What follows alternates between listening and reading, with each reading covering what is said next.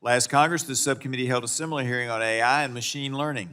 It is critical that we continue these types of educational hearings to understand the evolving health AI landscape and ensure that Congress keeps up with the many advances in this space. Applications of AI and machine learning have increased across the healthcare sector in recent years and will only play a more pronounced role in the daily lives of all Americans moving forward. In the healthcare space today, AI is being deployed by innovators to empower patients along their personal healthcare journey, support healthcare providers, and reduce unnecessary administrative burdens. I look forward to learning more about these real-world applications from our panel of experts today. I also believe as AI applications advance, it is critical that Congress continues to examine this landscape to ensure proper safety and proper oversight.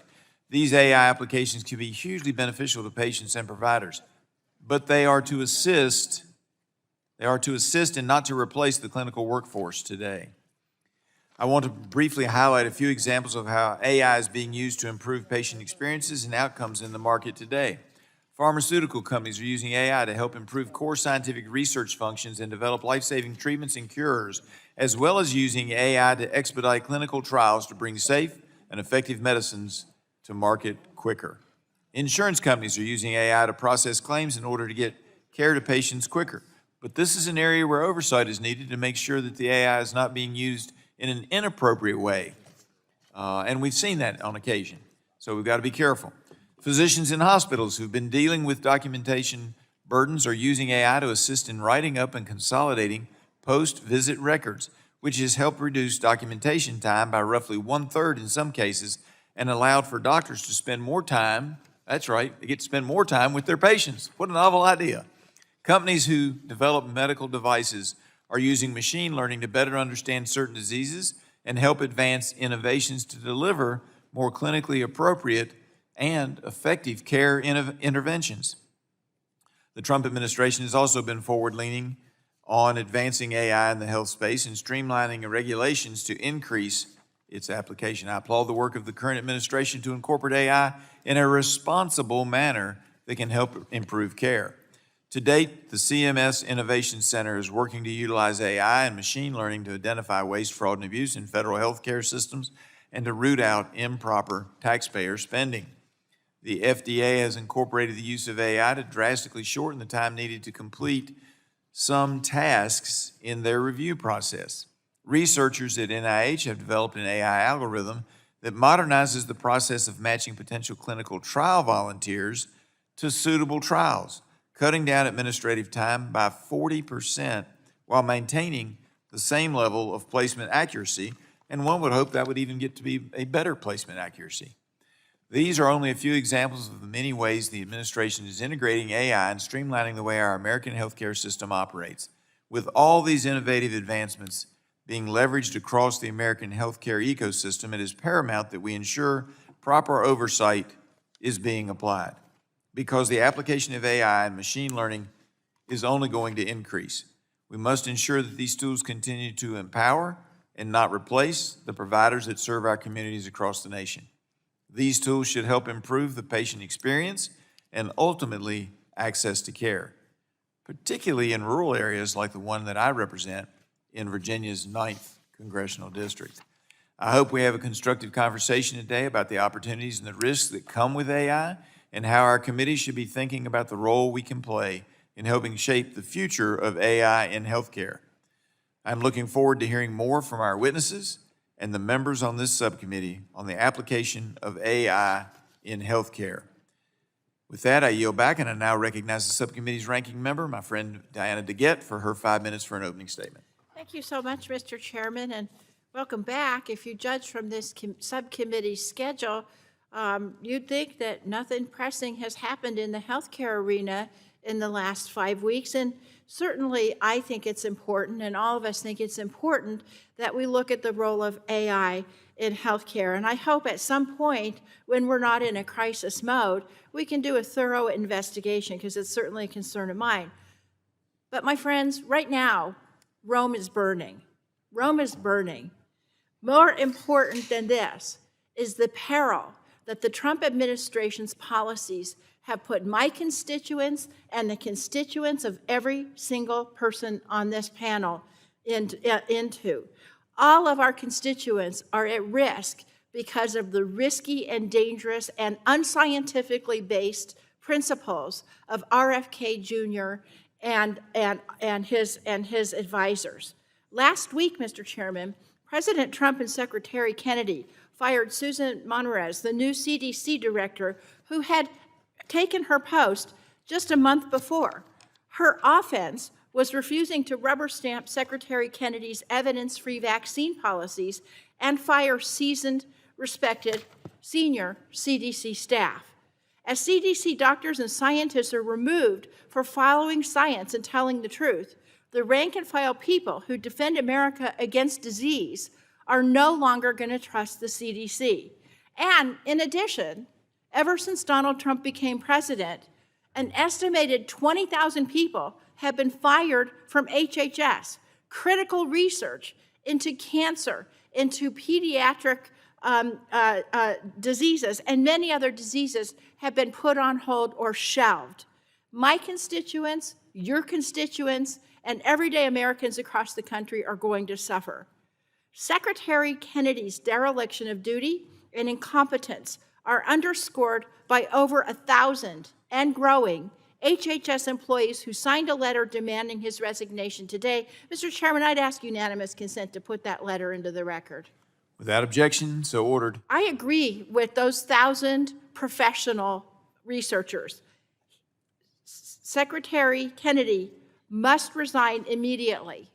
And if he does not, President Trump should fire him for doing such damage to the institutions that have, up until now, been the paragons of research in the world and have kept Americans healthy and safe.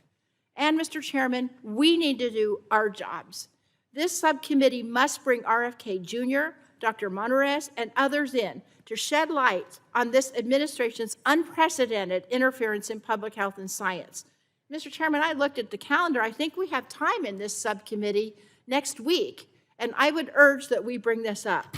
Let's use it to get the answers that our constituents deserve.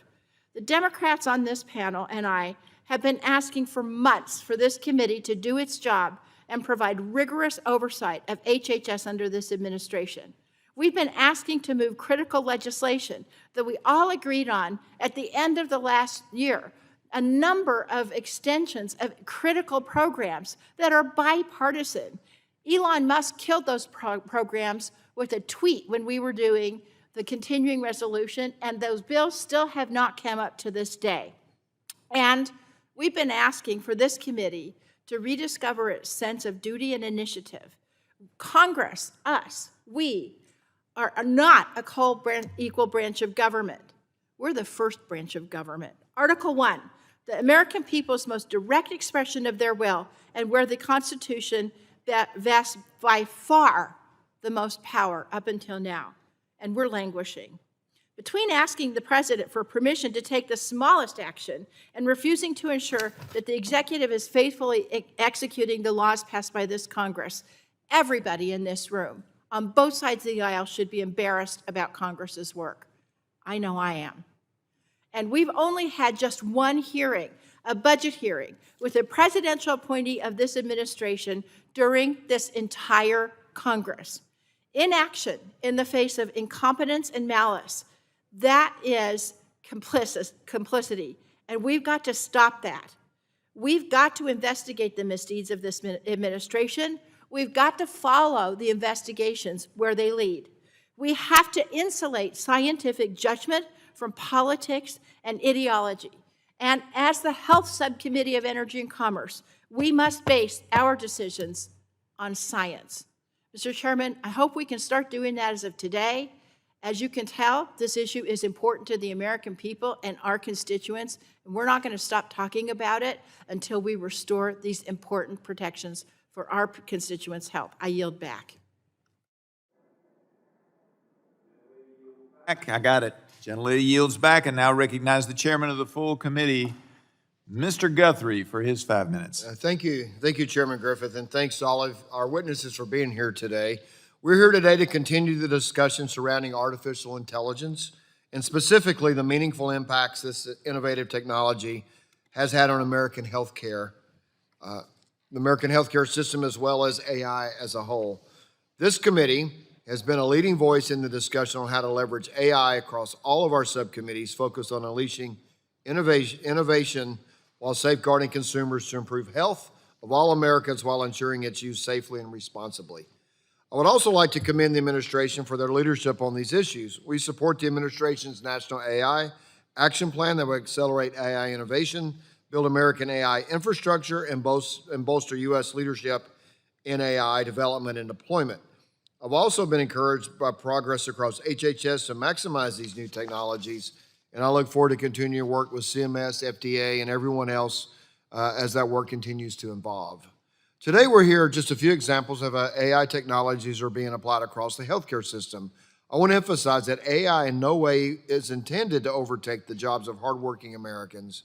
It is instead an opportunity to enhance the work conducted by humans across our healthcare system, improving the quality and efficiency of care, reducing time-consuming and costly administrative tasks and burdens, enhancing the provider-patient relationship, and expediting the discovery of new treatments and cures.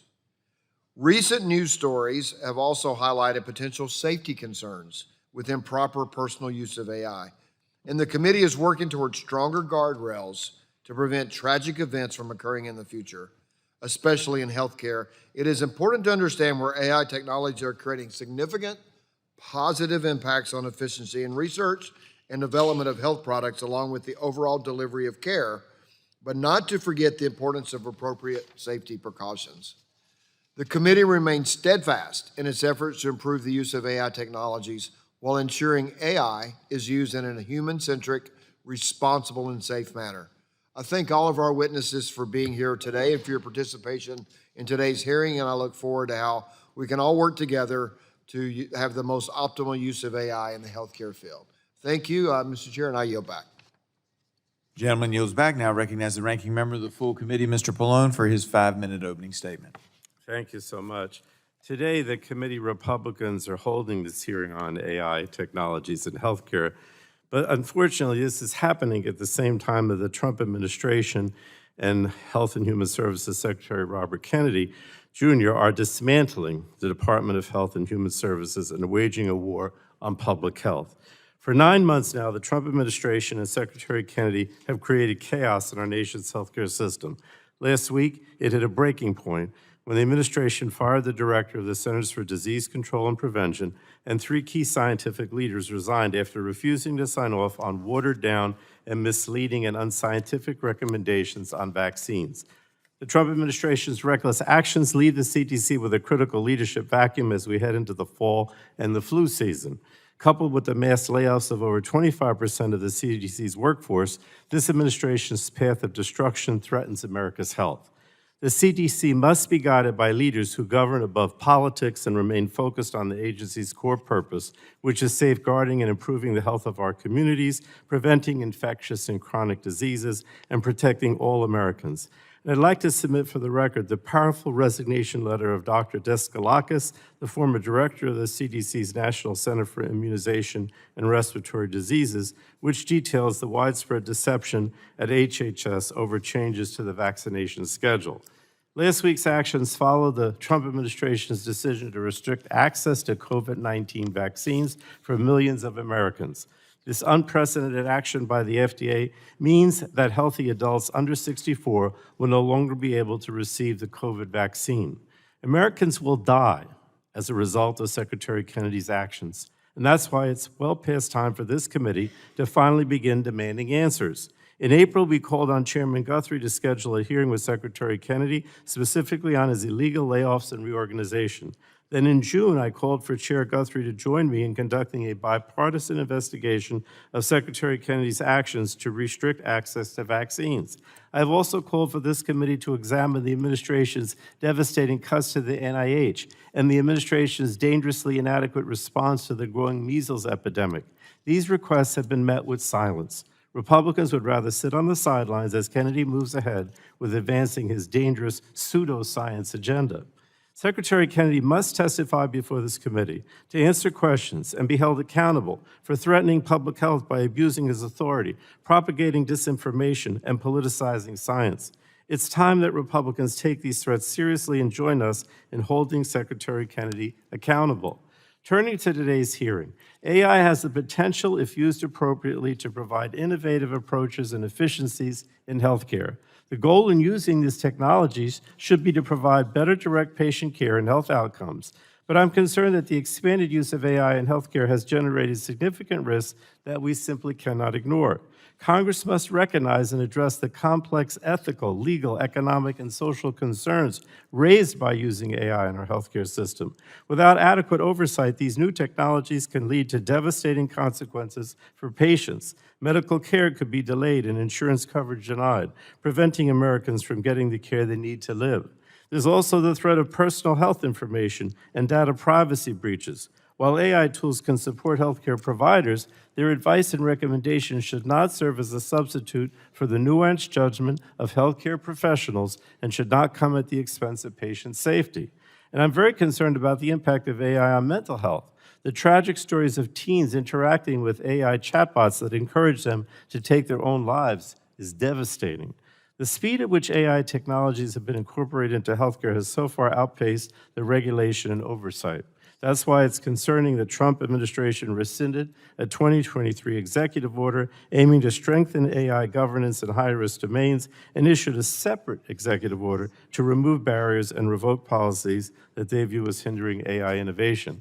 I'm also extremely concerned by the administration's announcement to implement a pilot program in New Jersey and 5 other states that will allow for nonprofit companies to utilize AI to review prior authorization requests for seniors in Medicare. I also believe it's critical that safeguards are in place to protect the privacy and security of patient data. AI cannot function without large quantities of data, and we must ensure that the increased data which AI relies on does not come at the expense of consumers' right to privacy.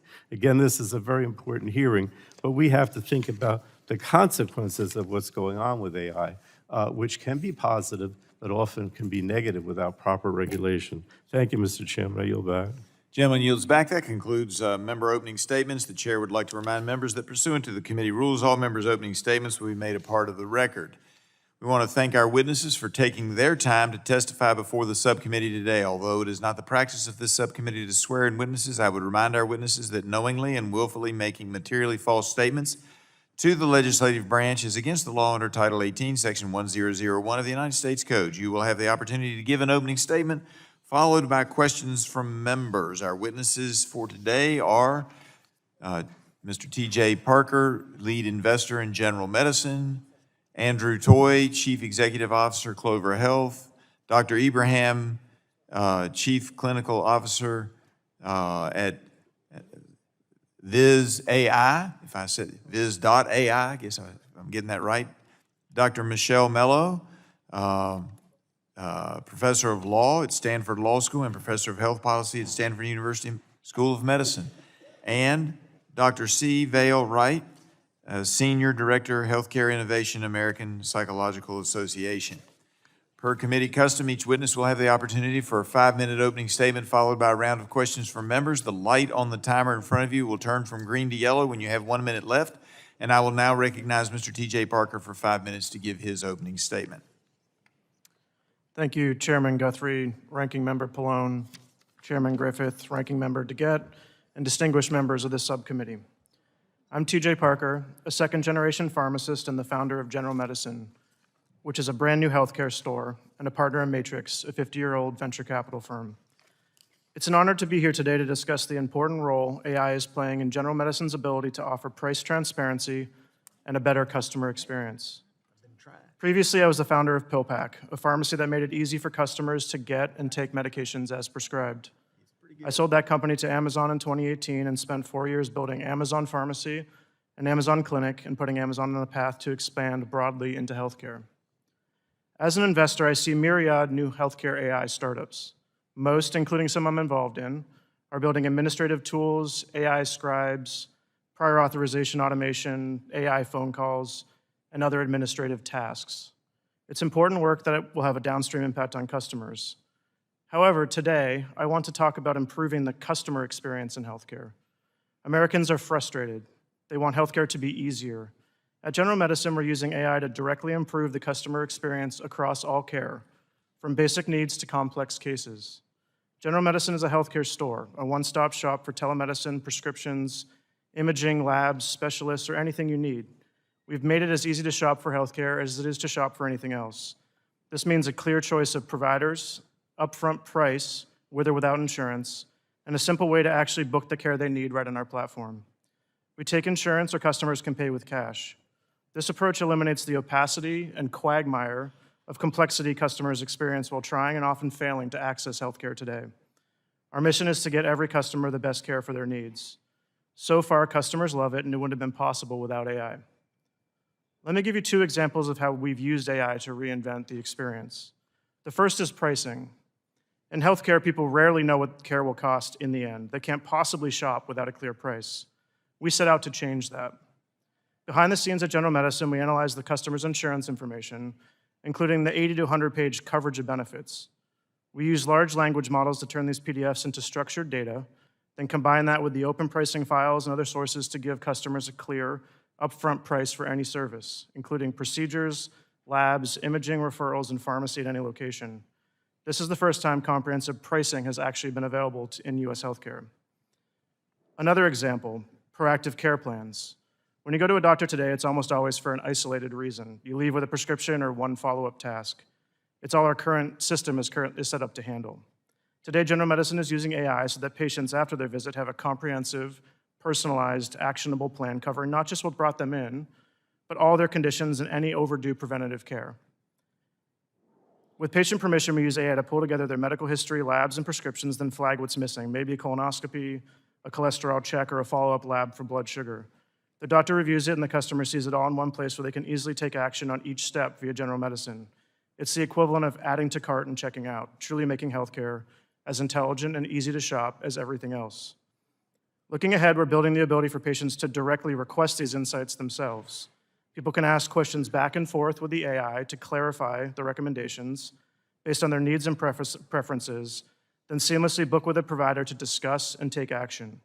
This innovation allows patients, in collaboration with providers, to take informed control of their health. At PillPack and Amazon, we learned that when customers feel in control and actually enjoy using a service, they are more likely to take the right steps for their health. The same pattern is proving true at General Medicine.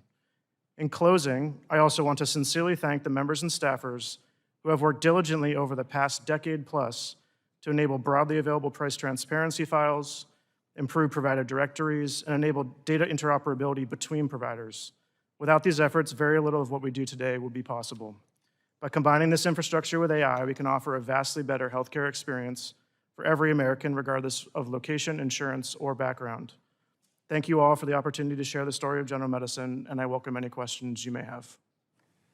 I appreciate your testimony. Thank you so much, and we'll now go to Mr. Toy for his 5 minutes. Thank you.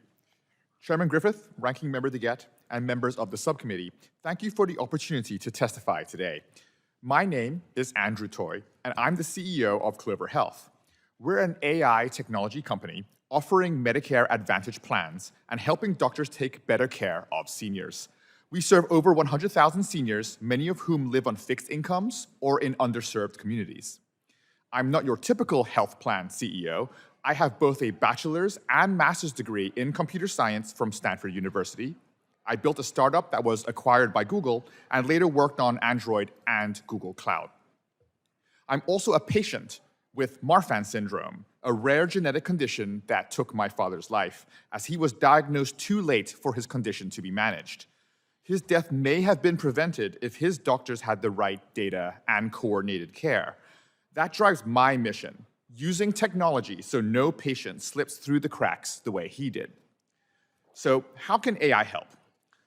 Doctors today are asked to do the impossible, care for patients while juggling mountains of data across disconnected systems. This is where AI can make a difference. It can pull together information from labs, pharmacies, hospitals, and electronic records, then highlight what matters most, right at the point of care and in the doctor's existing workflow. Our tool, Clover Assistant, does exactly that. Now, let me be clear, AI should never be used to deny care or replace physicians. It should be used to empower physicians, helping doctors identify diseases earlier, personalize treatments, and spend more time with their patients. I see three big healthcare AI opportunities. Number one, bringing sophisticated care to every community. Number two, making care truly personal. And number three, reducing inefficiencies and costs. So starting with bringing care everywhere. For too long, advanced data systems have only been available inside large hospital networks. Independent doctors, especially in rural and underserved areas, haven't had access. That has real consequences: misdiagnoses and opportunities for care, duplicate or incorrect tests, and dangerous delays. It's what happened with my father. With the AI-powered capabilities in Clover Assistant, a solo physician in Iowa or a small clinic in urban New Jersey has the same data-driven insights as a major academic center. By integrating records from national networks, geography and practice size no longer determine care quality. Turning to personalizing care, every patient is unique. As someone with a rare condition, I know I'm not a statistic. I'm an N of 1. AI helps doctors move beyond generic population management to truly personalizing care. And the results are real. For example, doctors using Clover Assistant start diabetes patients on treatment 3 years earlier on average. They identify kidney disease 1.5 years earlier. Preventive screenings also go up, 11% more colorectal cancer screenings and nearly 5% more breast cancer screenings. Among heart failure patients, Clover's AI-enabled care has been tied to 18% fewer hospital stays and 25% fewer readmissions. And because of this, doctors using Clover Assistant have significantly lower cost ratios, over 10% better. We use those superior economics to help patients afford care and lower out-of-pocket costs with $0 premiums, the lowest copays for specialist visits, and $0 copay access to both in-network and out-of-network primary care. AI is powerful, but must be used responsibly. 3 things matter most, I think. Number one, empowering providers. AI should empower, not replace clinicians. It should make their jobs easier and their time with patients more meaningful. Number two, ensuring interoperability. AI is most effective when patient data is accessible and secure. We must protect patient privacy without creating burdensome mandates. And number three, accelerating care.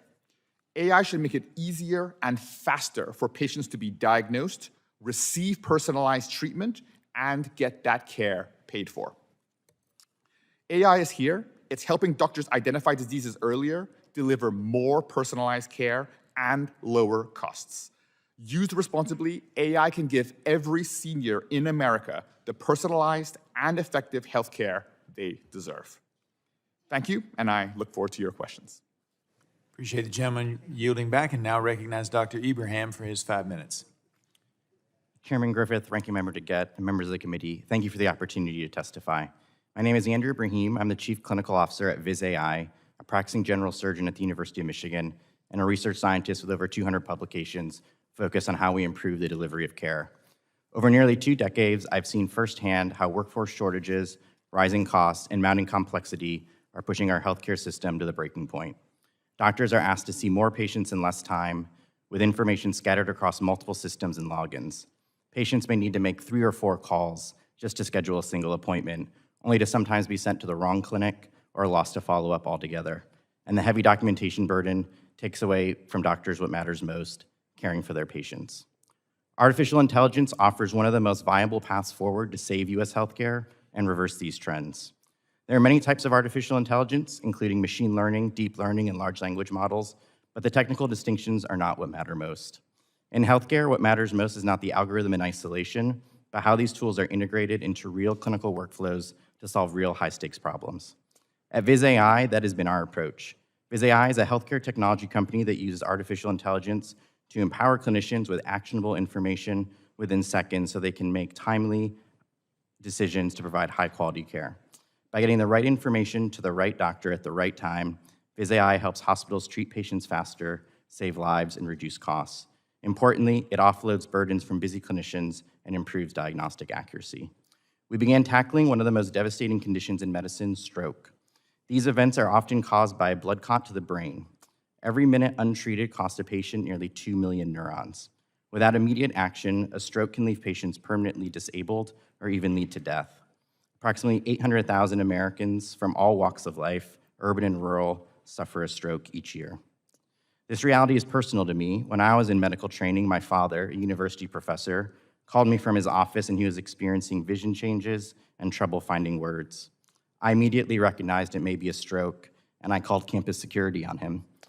They went to his office and facilitated getting him to the hospital, and while he was en route, I called ahead to the emergency room.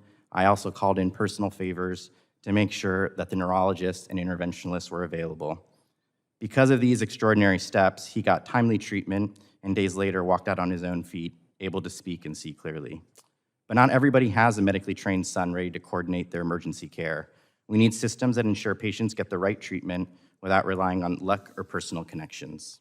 That is why I joined VizAI. Our AI platform helps coordinate timely care for patients just like my dad. It automatically analyzes CTs to identify those with life-threatening conditions, alerts the stroke team in real time, and assembles the relevant clinical information to support urgent decisions. Independent studies show that this reduces treatment time by more than 30 minutes and shortens hospital stays by as much as 3 days. The result is simple but profound. Patients walk out of the hospital who otherwise may never return home. Our platform is scaled to more than 1,800 hospitals nationwide.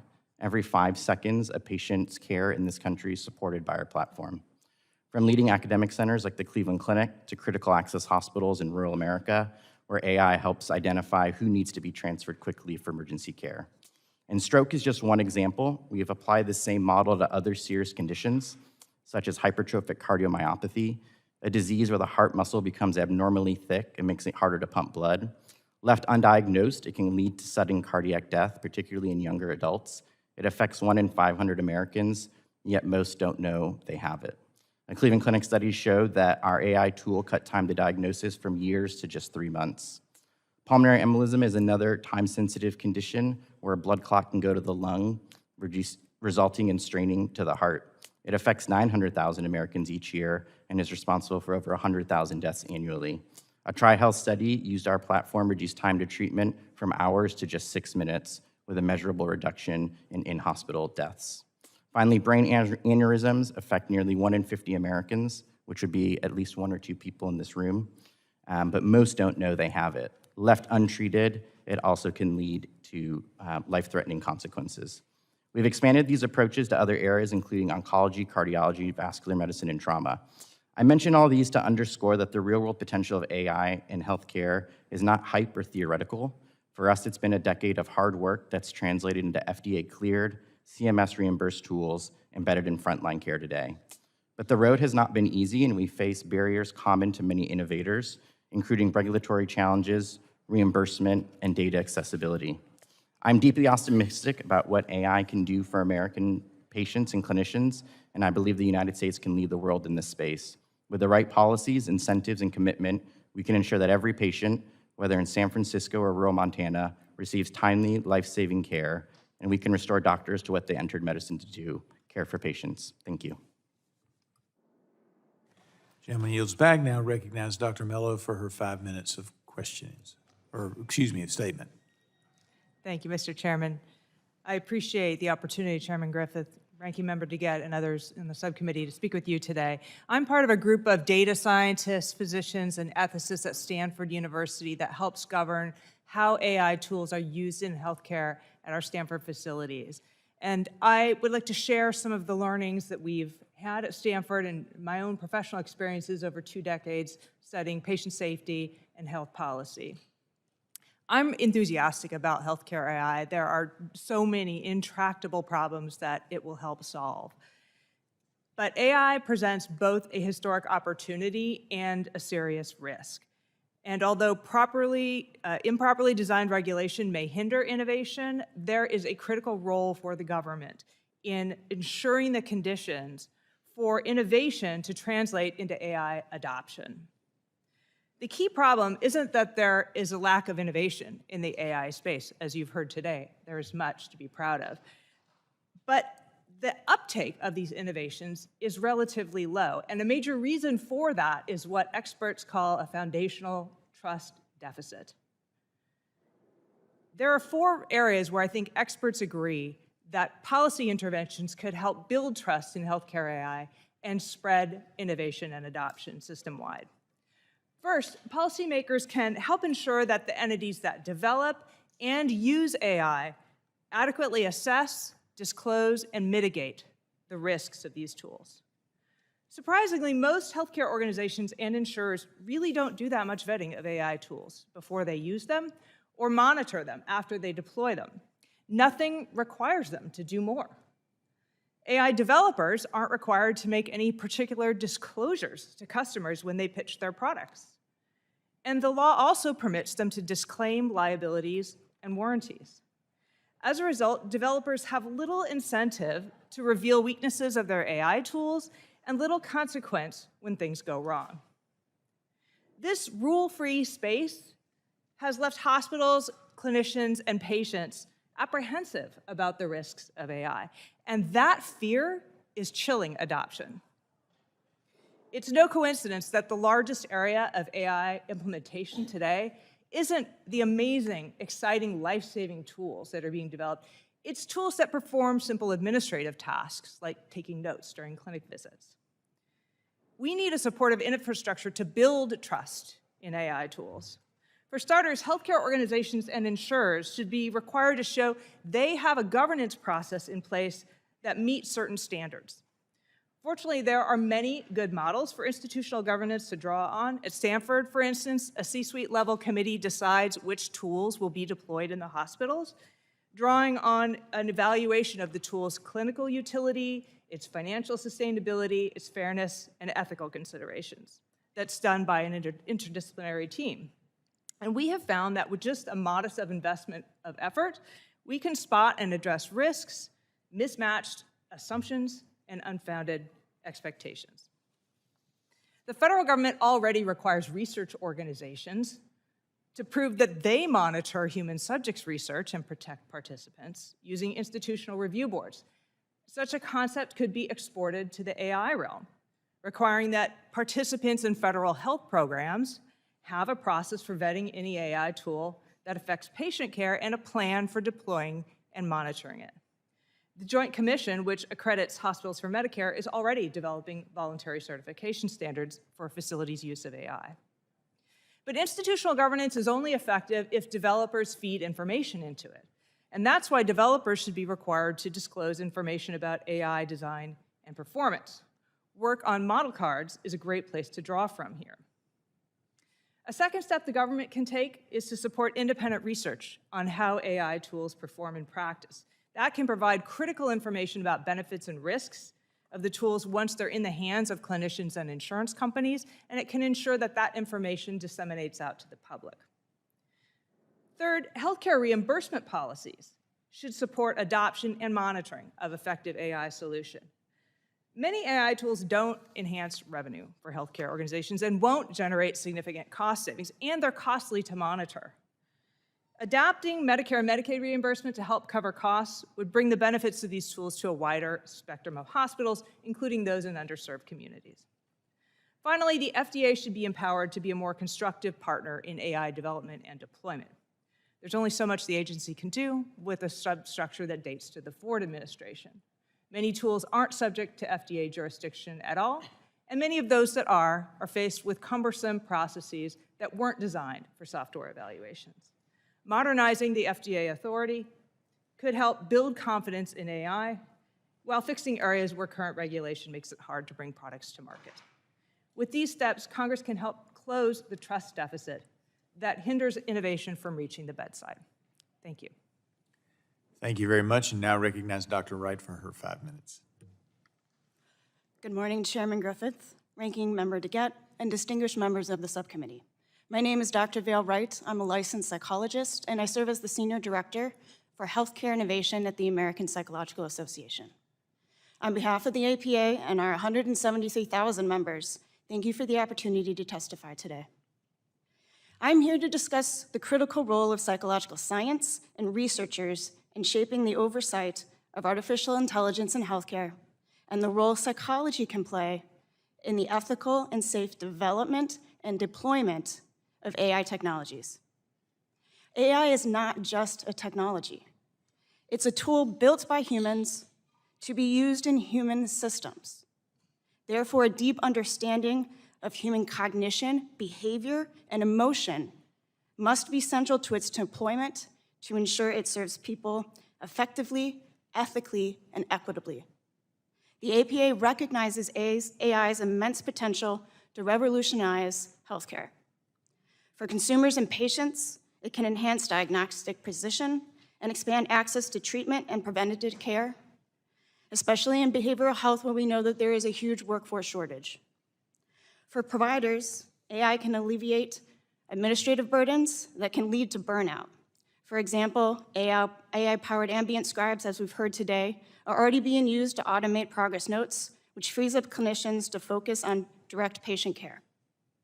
We are also seeing the rise of digital therapeutics, software-based interventions that deliver evidence-based psychological treatments under the oversight of a licensed provider. These regulated tools represent a responsible pathway for innovations to address the mental health crisis. However, this promise is matched by significant uncertainty. Public trust is fragile, with polls reporting that the majority of Americans are uncomfortable with AI being used in their own healthcare. Currently, this discomfort is not unfounded.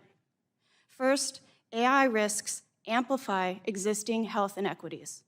For example, one deployed algorithm determined a patient's level of illness based in part on their total healthcare costs. But we know that certain patient populations have historically spent less on healthcare as a result of systemic issues. So what this led to was unfairly concluding that they were healthier, making them less likely to be identified for high-risk care management programs. This problem can impact patients based on their gender, age, race, ethnicity, and socioeconomic status. Second, the direct-to-consumer market is flooded with unregulated chatbots, making deceptive and dangerous claims. One entertainment chatbot, presenting itself as a psychologist, engaged in millions of chats. And in another documented case, the chatbot appeared to validate a user's violent thoughts toward his family members. This is unacceptable. The APA has formally requested investigations by the FTC and the Consumer Product Safety Commission to address these potentially harmful products.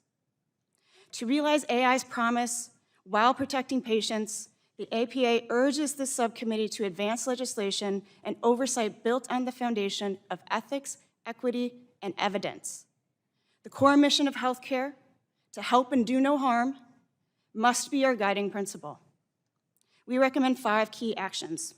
The first, establish clear regulatory guardrails.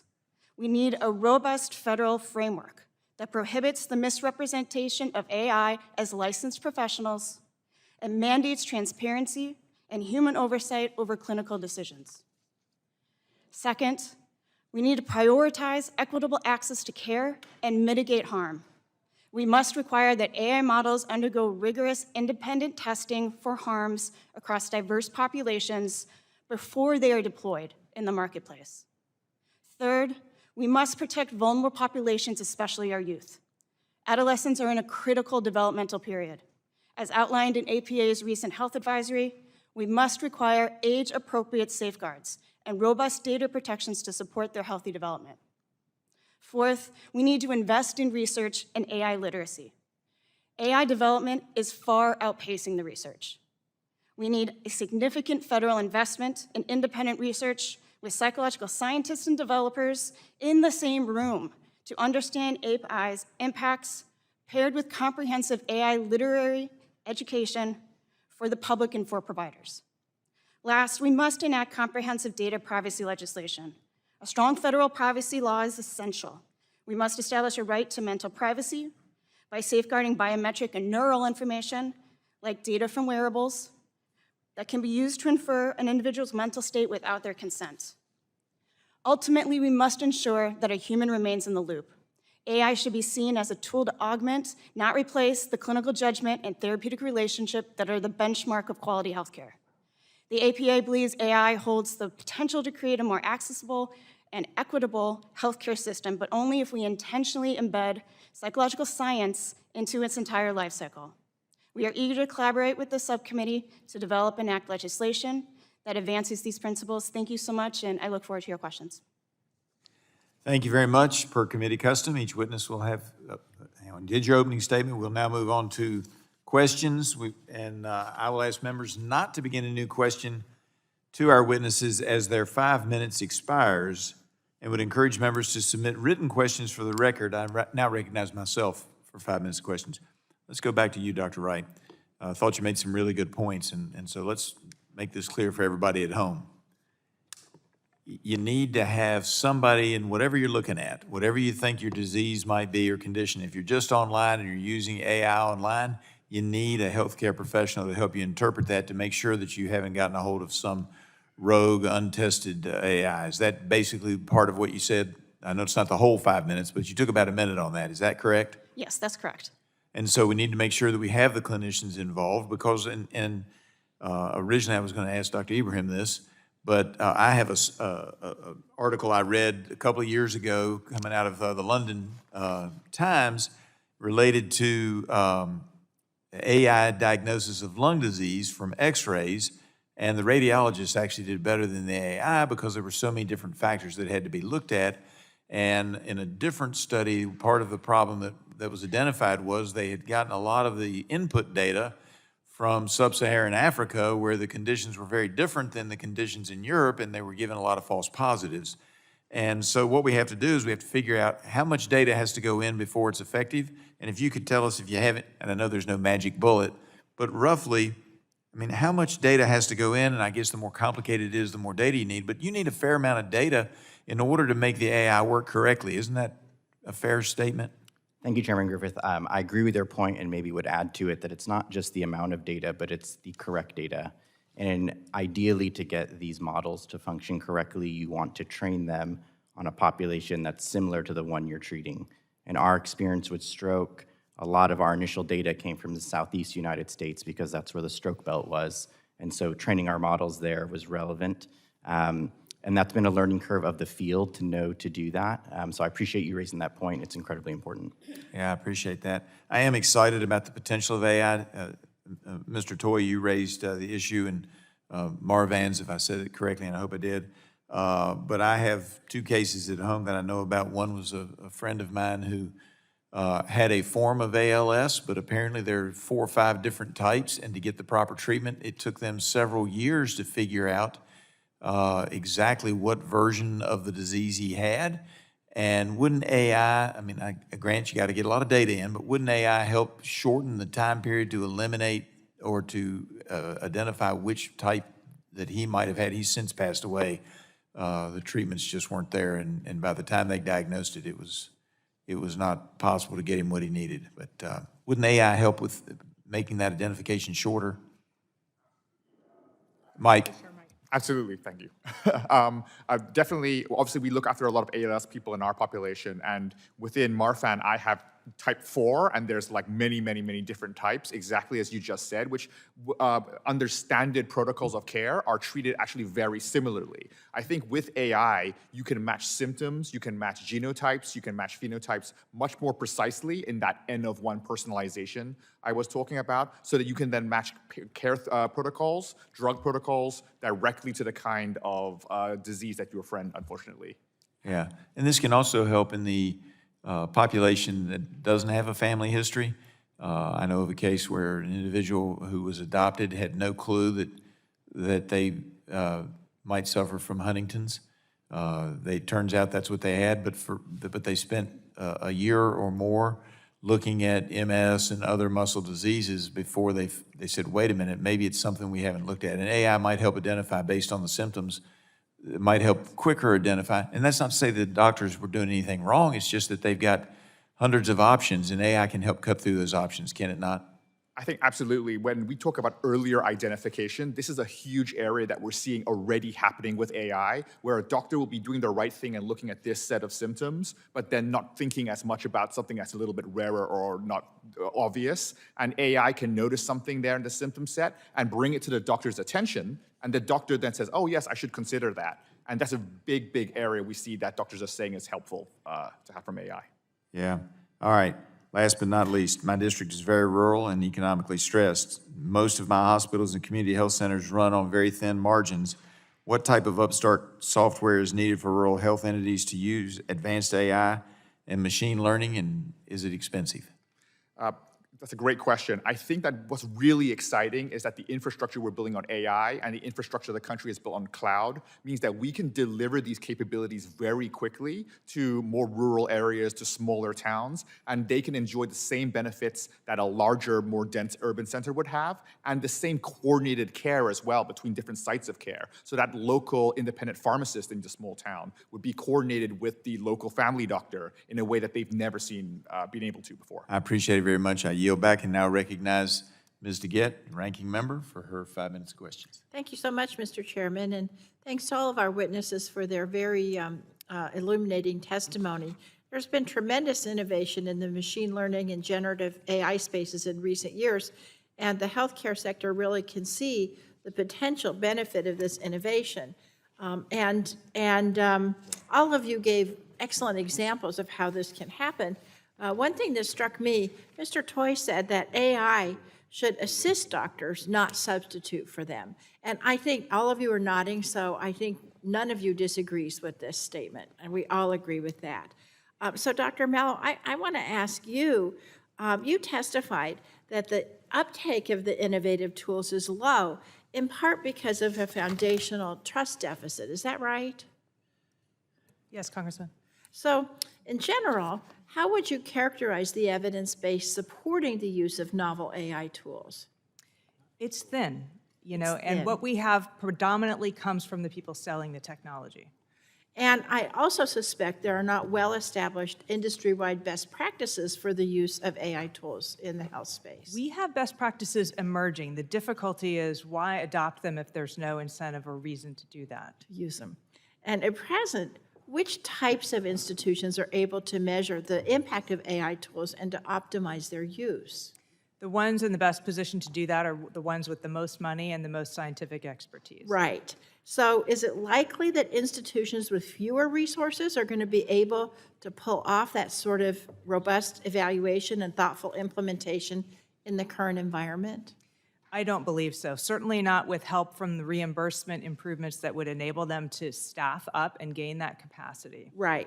So those organizations with the fewer resources that we're talking about, like rural hospitals, community health centers, and other healthcare providers, they all serve our constituents. They're facing tighter and tighter resources to do their jobs.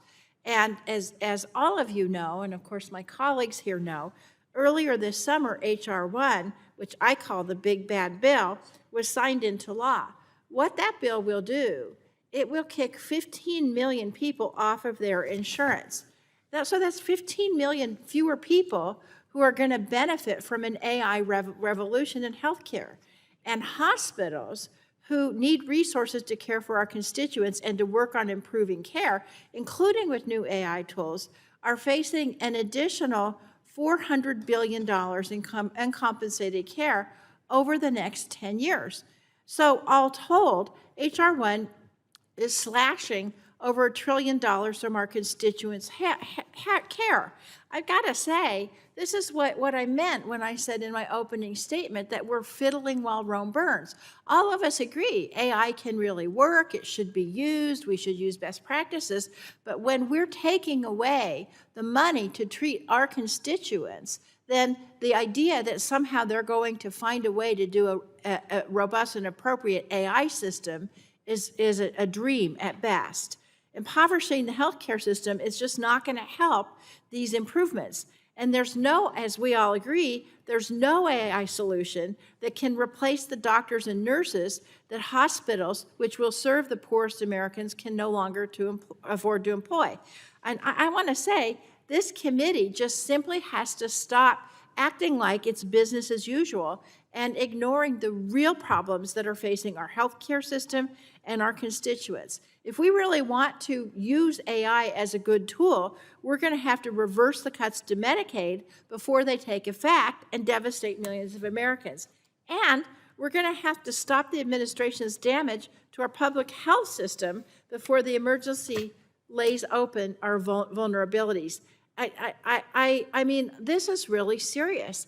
I would like to be able to find a way to do some innovation at the FDA. I did that in 2016 with Congressman Fred Upton, then Congressman from Michigan. We did 21st Century Cures, which restructured a lot of things we do at the FDA and the NIH and the CDC. And it enabled us to have Operation Warp Speed, which I guess now the president doesn't like, but which saved millions of lives with the COVID vaccine. So I would like to be able to help spearhead a bipartisan effort to put the protocols in place and the funding in place at the FDA to do it, to do artificial intelligence. Folks, that's not where we are right now, and people better know that. I yield back. Gentlelady yields back. Now recognize the chairman of the full committee, Mr. Guthrie of Kentucky, for his 5 minutes. Thank you, and I thank you all for being here today. So for Mr. Toy and Dr. Abraham, Clover and Viz AI have both launched successful AI technologies in healthcare. Speaking from your company's own experience, so I'll start with Mr. Toy and then speaking from your company's experience, how can AI tools be leveraged to empower and not replace providers in ways that can help them better manage and deliver care? Thank you for the question. I think the key here is, as we've all said, that the physicians in question need to be able to feel like that they are able to do their jobs better than they were before, that the friction is being lowered, and that they are feeling effectively empowered to do a better job. There should be a force multiplier that comes from AI. So what they were going to do perhaps anyway, they can do faster, quicker, and easier, including getting reimbursed for that treatment. So I think that AI we're showing in our own plan is already doing that with our tool, Clover Assistant. We're putting that in the hands of primary care physicians who are diagnosing diabetes earlier, who are managing chronic kidney disease earlier, and that's by synthesizing that data and putting it at their fingertips. Thank you. Dr. Abraham? And I'll just add to that, and I'll maybe just give perspective from my own practice. I have a clinic every Tuesday afternoon where I may see a dozen new patients, and Monday night I spend 2 or 3 hours to read about them, because to get the 3 or 4 data points that I need to make a decision about their care, I log into 3 or 4 different places. I read through scanned PDFs from an outside hospital to try to piece the whole story together. And I know many of my colleagues do the same thing, including for time-sensitive things in the hospital. To harness our technology, and it's one of the things we've done in our company, to help find that information quicker so that the physician can get to what they want to do, is make a treatment plan for that patient, may be one of the most valuable contributions of AI. Okay, so follow-up for the two of you as well. How should policymakers think about ensuring more of these innovations can reach patients and clinicians without overburdensome regulations getting in the way? And we balance the need, how do we balance the need between the appropriate guardrails and patient safety and getting these deployed?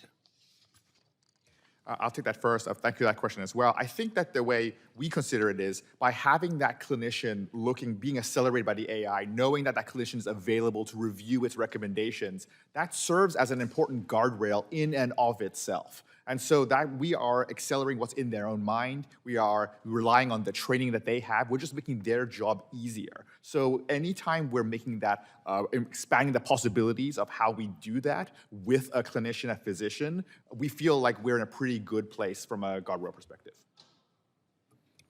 Thank you, Chairman, and I'll maybe connect my answer to the ranking member DeGette's previous comment. I have a lot of empathy and sympathy for the FDA at the moment, where they're being asked to evaluate a new technology that they're not really designed to evaluate right now. They're using laws that are decades old, or statutes or authorities or frameworks that don't really fit the pace or the way that AI is being used.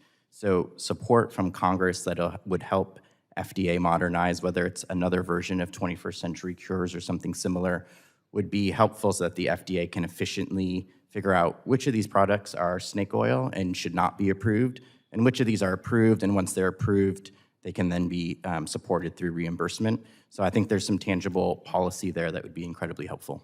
Okay, thank you. And so, Mr. Parker, this committee, as in the Trump administration, has made healthcare price transparency a top priority. Is that bipartisan?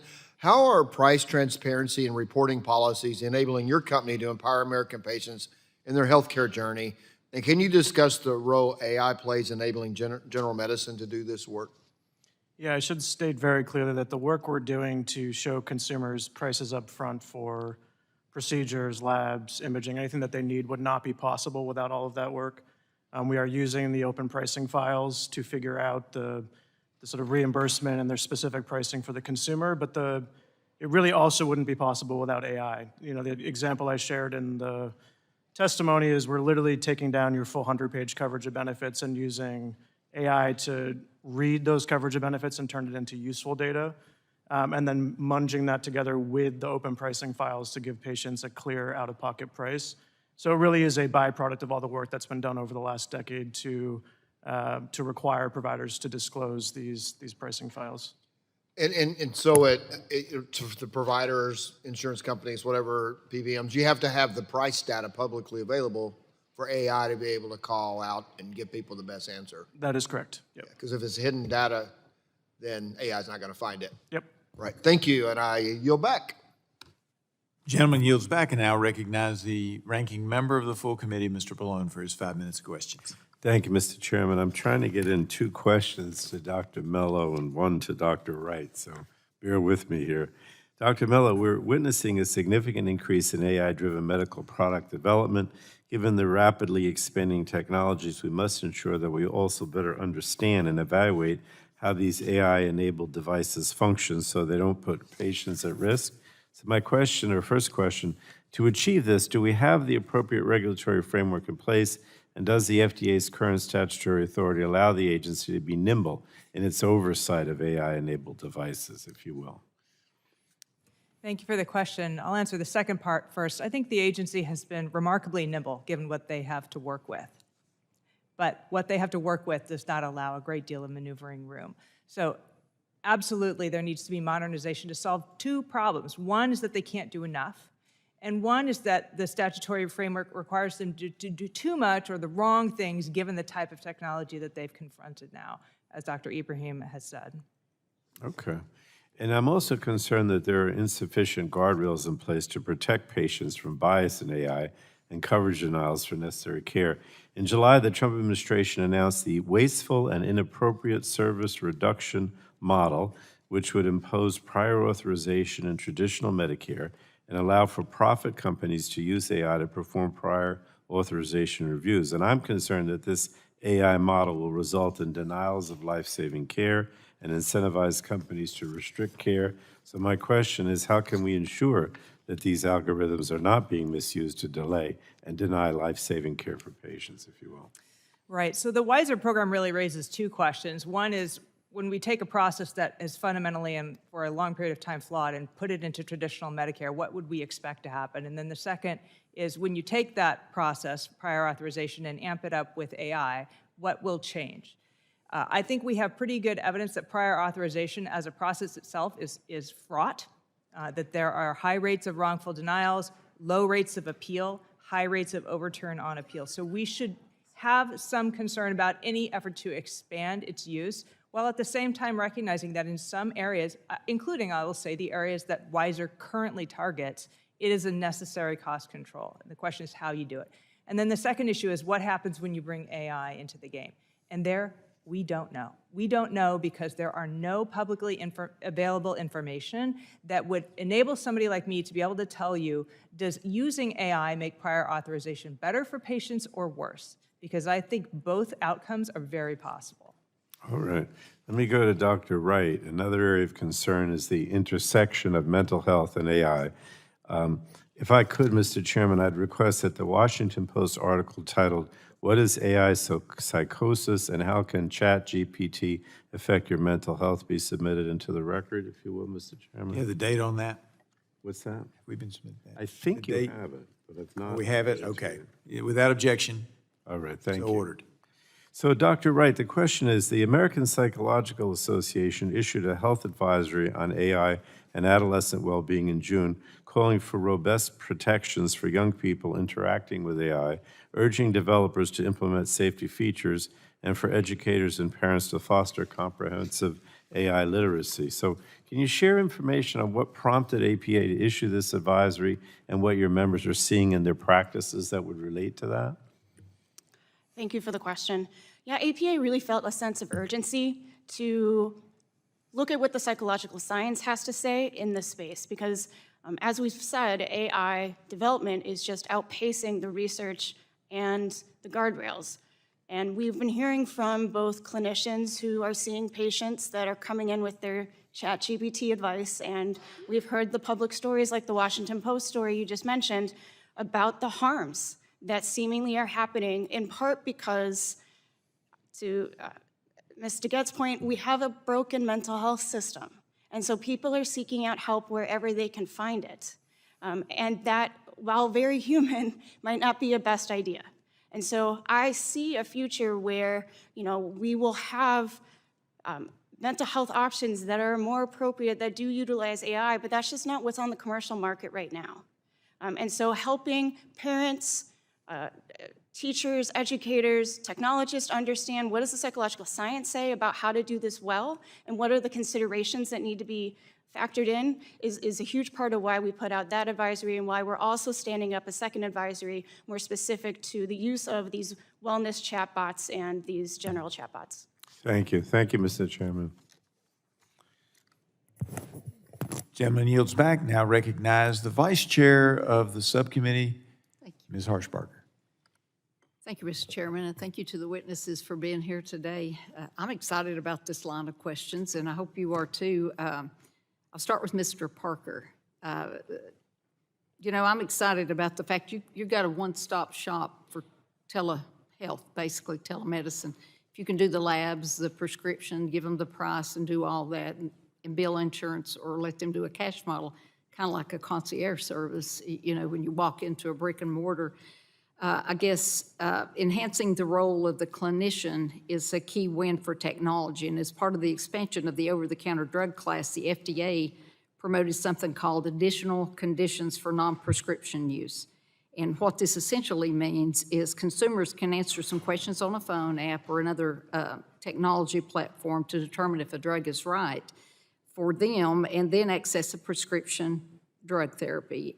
So how do you see technology and automation as a platform to expand and reinvigorate the practice of community pharmacy, since that's what I am, a compounding pharmacist, and I have a community pharmacy? Yeah, it's a great question, and I think, as we all acknowledge, pharmacists are underutilized compared to their Absolutely. capacity. And I do think if you take some of the work that we've done at General Medicine, where we've worked really hard to codify these intakes for specific medications, so it's very, the clinician, which in this case could be a pharmacist, has all the information they need to make a judgment on whether it's appropriate for the patient in that moment, would apply very well in that setting. I think wouldn't just be constrained to a traditional clinical setting. And so I think a lot of the logic, infrastructure, and work we're doing would be a great opportunity for pharmacists to participate more in that. Absolutely. Thank you for that. We need to practice at the top of our license, which is something I'm working on too. Mr. Toy, you mentioned that as far as utilizing your community provider in rural areas and your pharmacists. What do you think about this? Absolutely. I think that, and you probably see this in your own practice, but there's not a lot of coordination right now between the actual pharmacist and the physician. Oftentimes the physician uses their mind, they think about things, they write a script, and then they're like, okay, where would you like that filled, right? Yeah. That's the question they ask the patient.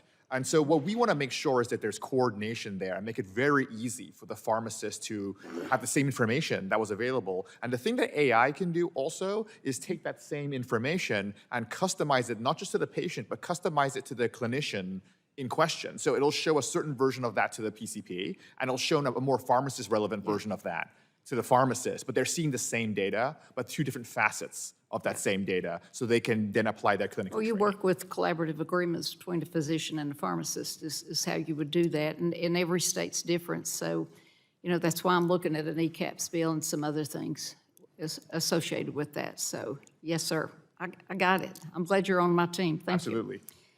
Dr. Abraham, while some applications of AI in healthcare, such as basic chatbot, may appear relatively low risk, others carry higher stakes, including tools targeting mental health, minors, or care and coverage of determinations. Should Congress begin to define high-risk categories of generative AI in healthcare? And if so, what safeguards such as independent validation of clinical claims or patient safety protocols for sensitive use cases, maybe labeling and disclosures for consumers, and what would best protect that patient without stifling that innovation? Thank you, Congresswoman. Innovation moves at the speed of trust. That is something we've all sort of been trained and brought up in. In our practice, anything that we've tried to bring to patients requires a partnership with hospitals first, where we map out what do we have the capabilities to do, what are their needs. We pilot things several times in historic data before even trying it in real clinical practice, and then have rigorous milestones to meet before it actually gets scaled to any other settings. And that's been our practice in part because that is necessary for our business. If we do not establish that trust and maintain it, we will lose our clients. So it's required for us to do that fundamentally. The FDA has some precedent for devices, which is what much of this has been mirrored on, and there likely is a similar tiering of class 1, 2, 3 devices that would mirror an AI technology. I think that would be welcome guidance to help create some roadmaps so we understand where we need to spend a lot of time and be methodical and rigorous, and where are things that we can accelerate faster. Yeah, output's only as good as the input, and it better be correct, right? Okay, thank you, sir. And Mr. Chairman, I yield back. Gentlelady yields back. Now recognize the gentleman from California, Dr. Ruiz, for his time of questioning. Thank you, Mr. Chairman. Artificial intelligence has potential for expanding access to healthcare and improving patient care. However, as with any new or developing technology, we need to make sure that we are evaluating any potential harms and ensuring appropriate safeguards as the technology continues to expand. It is crucial to directly address the risks, including mental health risks, that AI tools may pose for our children. Dr. Wright, in your testimony, you discussed the need to protect vulnerable populations like youth. You stated that, quote, AI systems designed for adults are not necessarily appropriate for youth. Could you please explain what specific dangers and potential harms AI technology used for healthcare can have on children and their development? Thank you so much for the question. So I think when we think about the model, right, it's really about representativeness and ensuring that whatever training model we're employing has been trained on the data that's appropriate is critical, because you do end up seeing these harms when you've got systems that were developed for adults, and children are not just little adults.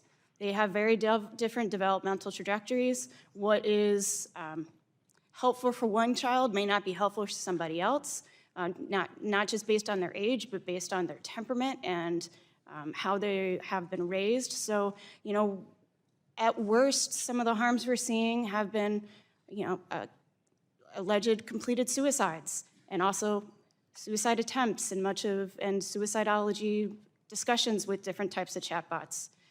You've seen, as I mentioned in my testimony, there is a case in Texas where a young individual, following the validation and advice from a chatbot, attacked his family and had to be hospitalized. So the harms are real. We also have positive use cases on top of it, right? So I hear stories of children who use a chatbot to practice their social skills so that they can make a new friend at school. It's not an all good or an all bad thing. It's about how we use the tool appropriately, how we safeguard it, how we test its effectiveness to ensure that children who are going to continue to use these AI tools, because they're not going away, will be protected. You know, I too am alarmed at stories of individuals turning to AI chatbots as a source for therapy, including the tragic story of California teenager, Adam Rain. ChatGPT provided mental health resources when Adam shared his suicidal ideations, maybe a pop-up or something which is inappropriate in a clinical setting. Imagine you're admitting your suicidal thoughts and the clinician just holds up a poster board with a hotline number and then continues with more deep conversations about how to actually complete suicide. So it's completely not clinically appropriate or that helpful. Dr. Wright, if AI systems can behave unpredictably, what enforceable guardrails are needed to ensure that they do not worsen crisis or harm individuals, especially those seeking mental health resources? And what benchmarks must be met before AI can be responsibly scaled as a tool for mental health support, especially for youth? Well, I think at first, we have to ensure that these tools do not misrepresent themselves as licensed professionals, that they cannot call themselves psychologists or psychiatrists or social workers, because that gives a sense of credibility that doesn't exist. I think on the back, the real expertise for these products are on the back end. They're how they're being coded. And we could encourage companies to make them less addictive in their coding tactics and make it so that user engagement isn't the sole outcome that they are trying to achieve. I think some of those things would also help. We could also ask for specific audit and reporting requirements where these companies had to actually disclose anytime they detected suicidality or attempted or completed suicides. We could have better age verifications and age restrictions. I think there are some pretty low-level things that we could do that would actually ensure that these tools are used better. We also just need better tools. And what can we do to educate clinicians on how to use these? Well, I think for sure clinicians need a lot of education on how to use these. I think part of why you haven't seen adoption is the anxiety and the fear that these tools bring, and the lack of understanding of how they work. So I think helping providers know what works, what the limitations of these tools are, is the first step towards helping them decide whether or not they want to choose to implement them in their practices. Thank you. I yield back. Gentleman yields back. Now recognize the gentleman from Florida, Mr. Bilirakis, for his 5 minutes. Thank you. I appreciate it, Mr. Chairman. This is a great hearing. I thank the witnesses. One area that I'm interested in is the role of AI in drug development, particularly in the rare disease space. Scientists have developed AI models to identify drug candidates from existing medicines that could be applied for rare diseases with unmet needs. The innovation is just the beginning, and we should continue to explore similar applications to improve our healthcare system. Most people agree with that. The question is from this is for Mr. Toy. Your testimony discusses your personal experience as a rare disease patient. Thank you so much for sharing your story. It really means a lot to the community. Can you share further how AI will continue to accelerate the patient diagnosis journey, please? Absolutely, and thank you for talking about rare disease here amongst the committee. So speaking as someone there, I'm also serve on the board of the Marfan Foundation. It's a rare disease, it's a genetic-based disease, and so something I would point to is rare diseases are rare individually, but across like the entire country, many people have a family member who has at least one form of rare disease, so they're not rare in collection. The other thing I would say, and we've discussed it here, and we're talking about clinicians, I think the key thing is most clinicians are in their training. The chance of having a clinician who has the training, the CME, the continuing medical education on your rare disease is actually quite low because they can't take training on everything there.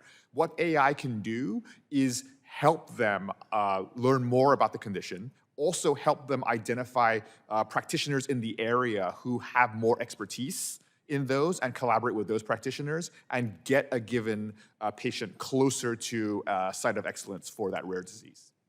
Very good, excellent. Appreciate that information. Dr. Wright, and again, I'm just following up with Dr. Ruiz on this particular subject. Dr. Wright, as chair of the conference, the Commerce, Manufacturing, Trade, and Subcommittee, I'm very interested in protecting children and teens online, as we all are. In that space, there's a lot of talk about how children and teens using online services may face greater risk of suicide, self-harm, and other dangers.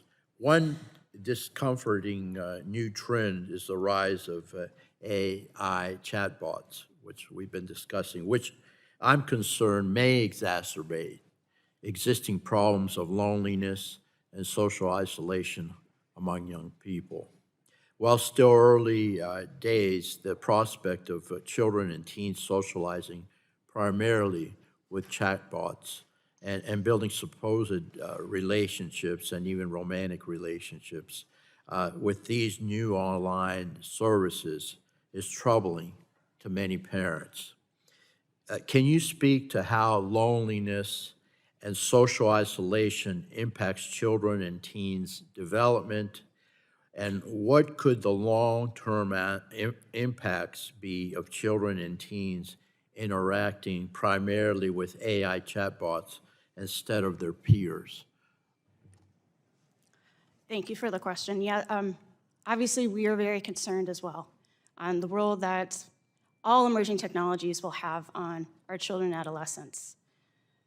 In a recent Stress in America survey, the majority of all adults that included children said that they feel like they can't talk to people about their stress because they don't want to burden them. We also have a study that says that adolescents would prefer to speak with an ambient source like a chatbot than a person because they fear being judged. This is a real challenge in our culture. And yes, it is spurring increased loneliness and isolation. So what do we need to do as a culture to help people understand that coming together and having empathy and having social connections is actually the better solution than turning to these technologies as a replacement for people? They can be a huge tool as long as you use them and then go back to the people that you're trying to connect with. And so if we as parents need to model good use of these technologies for kids, we need to help them understand what the risks of them are, what the business models are, and how that influences how they interact with them. And part of that's going to have to be how we teach this in schools to kids, because again, this AI is not going away. But how do we help people remember that it's personal connection that makes us the people that we are? Absolutely. Thank you very much. I appreciate it. I yield back, Mr. Chairman. Gentleman yields back.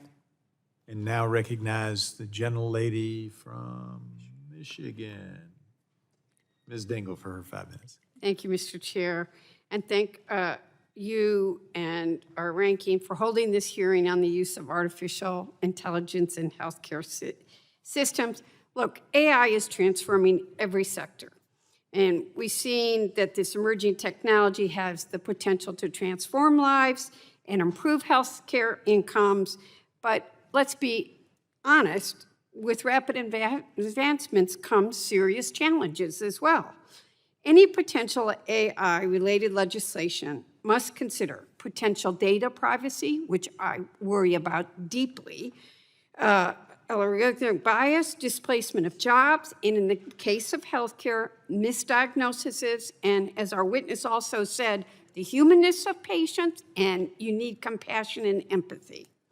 It's also important to highlight the context in which we are having this conversation.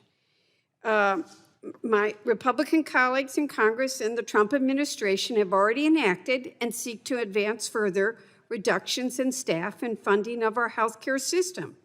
Adequate resources are critical to ensuring that the usage of AI technology in the healthcare space is subject to guardrails that protect the safety of the providers, the patients, and their loved ones. So, Dr. Mello, as providers grapple with the increasing presence of AI in their workplace, many worry that this technology jeopardizes patients' right to high-quality care and displaces our talented doctors and nurses.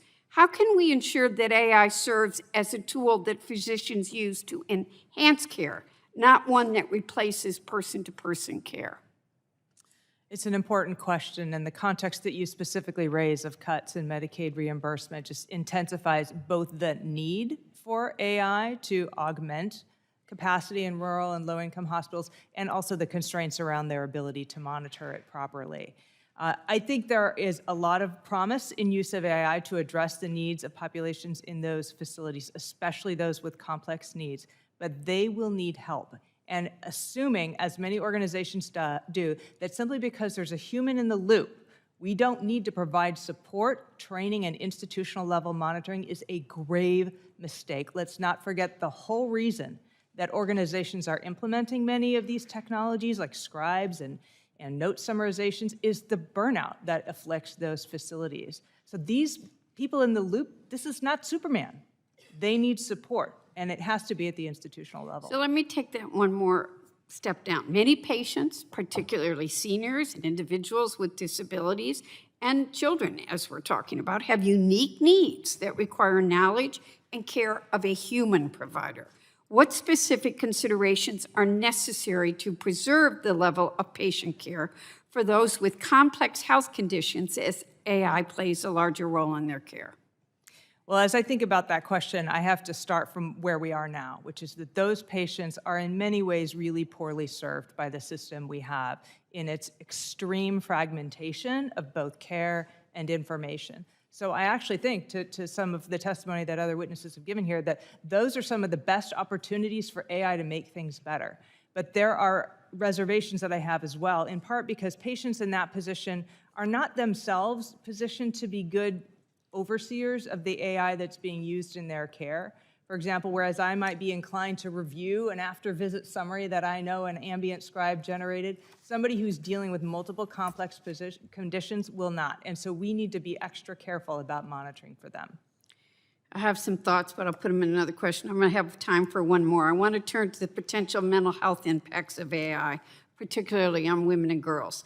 We know that the victims of abusive AI-generated content, such as deepfakes, feel isolated and distrustful around them. We've already talked about depression, anxiety, suicide, etc. I was one of the proud leads of the Take It Down Act. But Dr. Wright, because I'm almost out of time, how can our mental health care system be bolstered to better respond to the impact of AI-enabled abuse? Well, thank you for the question. I think in part it starts with helping providers, clinicians, and others really know how to evaluate the tools and what they should be looking for if they're going to incorporate these tools into any kind of setting that they're doing. And I think it's about helping clinicians and providers know what questions to ask of their patients about their AI use. I think a lot of providers have no idea where to even start to ask that question. And so you can't even sift out whether abuse is happening if you don't know the right question to ask. And so it's these sorts of things, whether they're continuing education trainings that providers get, or we think about how do we train individuals within the school settings, our future providers, because they're the ones who are really going to be up against it. Thank you, Mr. Chair. I'm out of time, so I'll Yes, yield back. ma'am. Gentlelady yields back. Now recognize the gentleman from Florida, Dr. Dunn, for his 5 minutes. Thank you very much, Mr. Chairman, and thank the witnesses for being with us here today.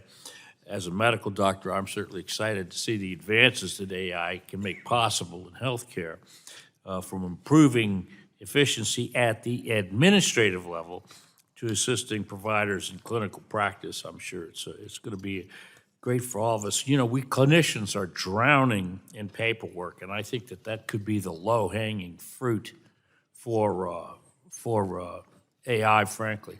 It's essential that the United States remain at the forefront of AI, and I firmly believe the FDA should be continuing to work with pioneering companies to ensure that patients benefit from the full scope of AI technologies. It can also be, valuable in complementing the work done by physicians to provide better healthcare outcomes. But by reducing the administrative burdens and costs, I think it can give us far more time to focus on our patients and save money. And by assisting in clinical decisions, AI can bolster the human expertise in medicine. Dr. Ibrahim, patients know that physicians are essentially irreplaceable in the system at this point. We are the linchpin of human responsibility. You and I are both physicians. We know we can be more efficient. How do you see the earliest applications of AI in clinical medicine as increasing the efficiency of frontline clinicians or replacing their administrative burdens? Thank you, Doctor and Congressman. I appreciate your question, and that strikes personally close home to me. I think if I could go home to my family and say, instead of reading charts Monday night for 2 hours, all that information would be ready for me in clinic, and I could just spend time with my family, I think that would be great.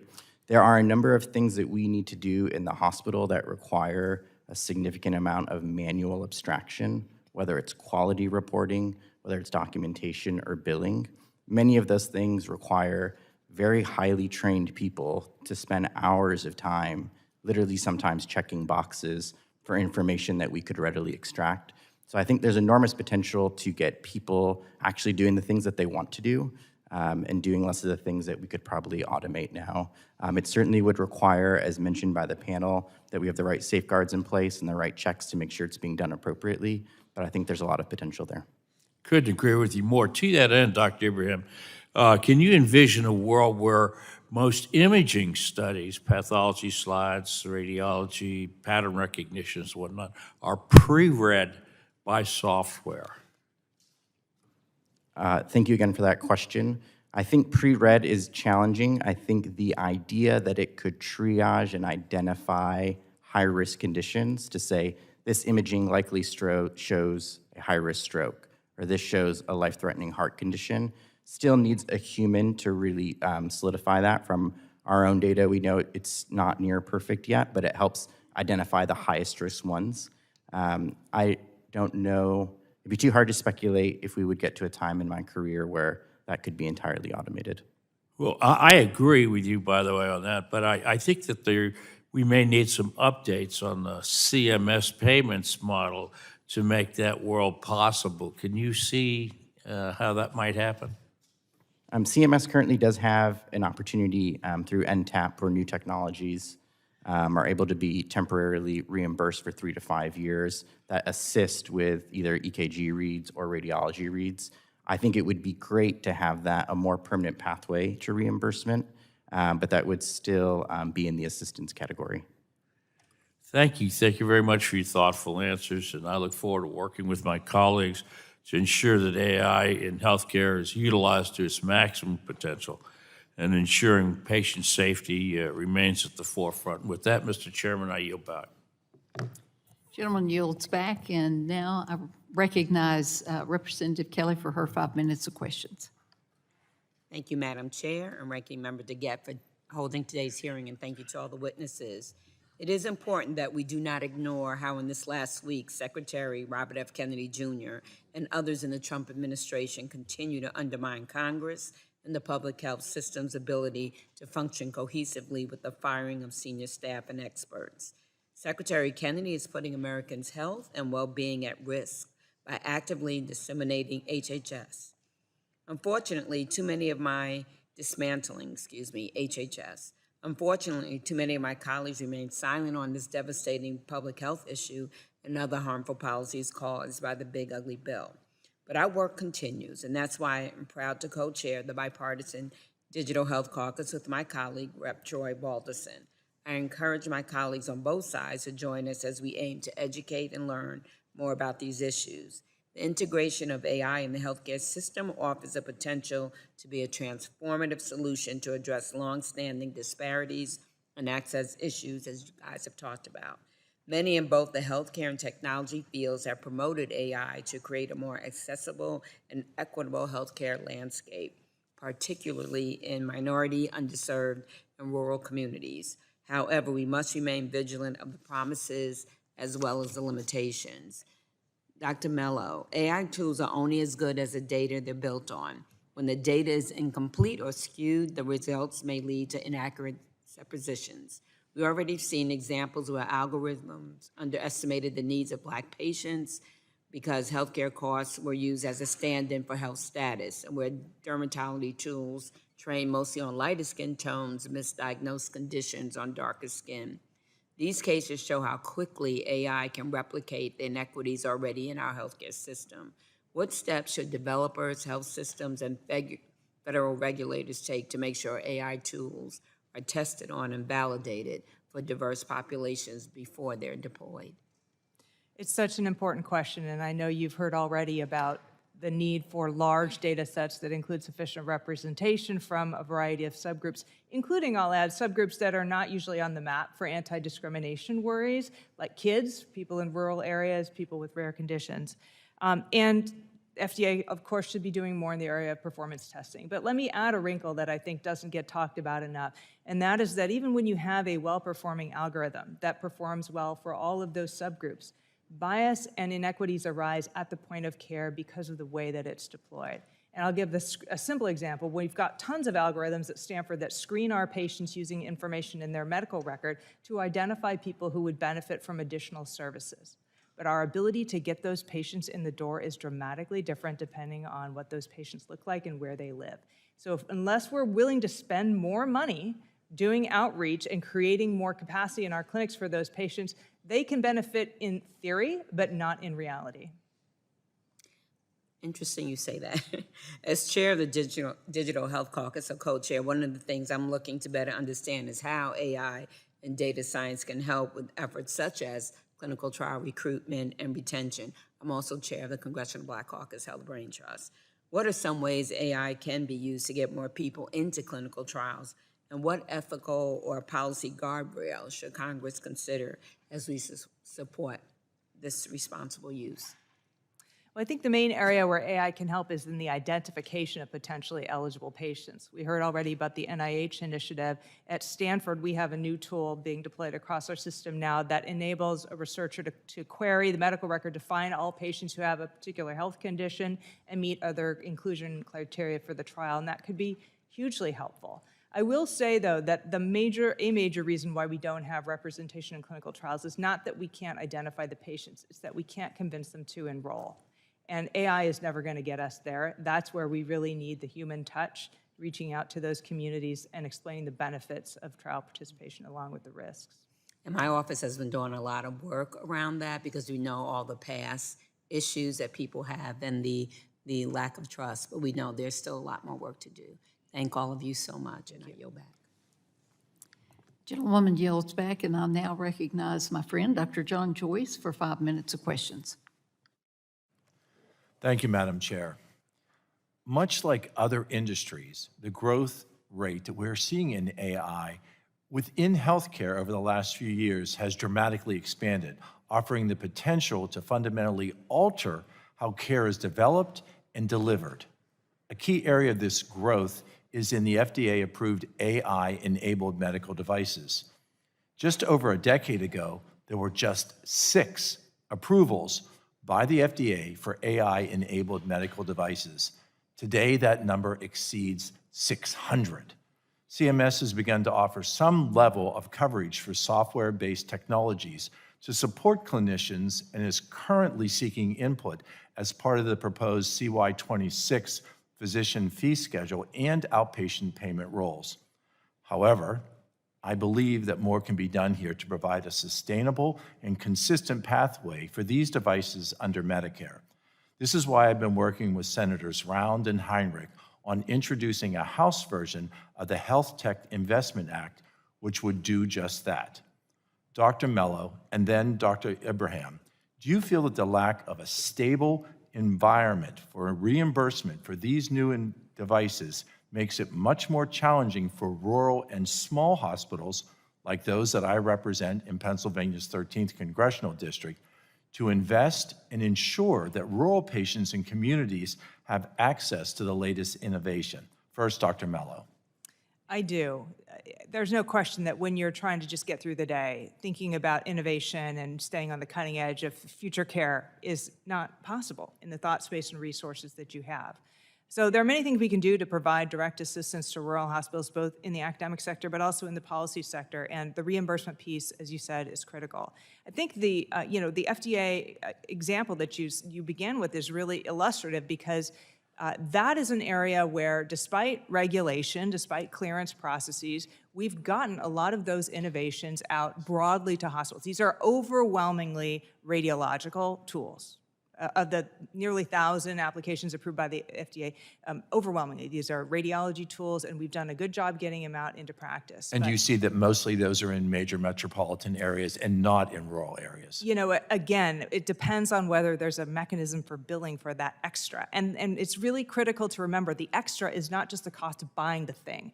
The extra is the cost of training radiologists on how to use it and making sure that it's working well for everybody. And that's where a rural hospital might be willing to adopt, but not do the work of keeping people as safe as they could be. Dr. Ibrahim, could you please comment?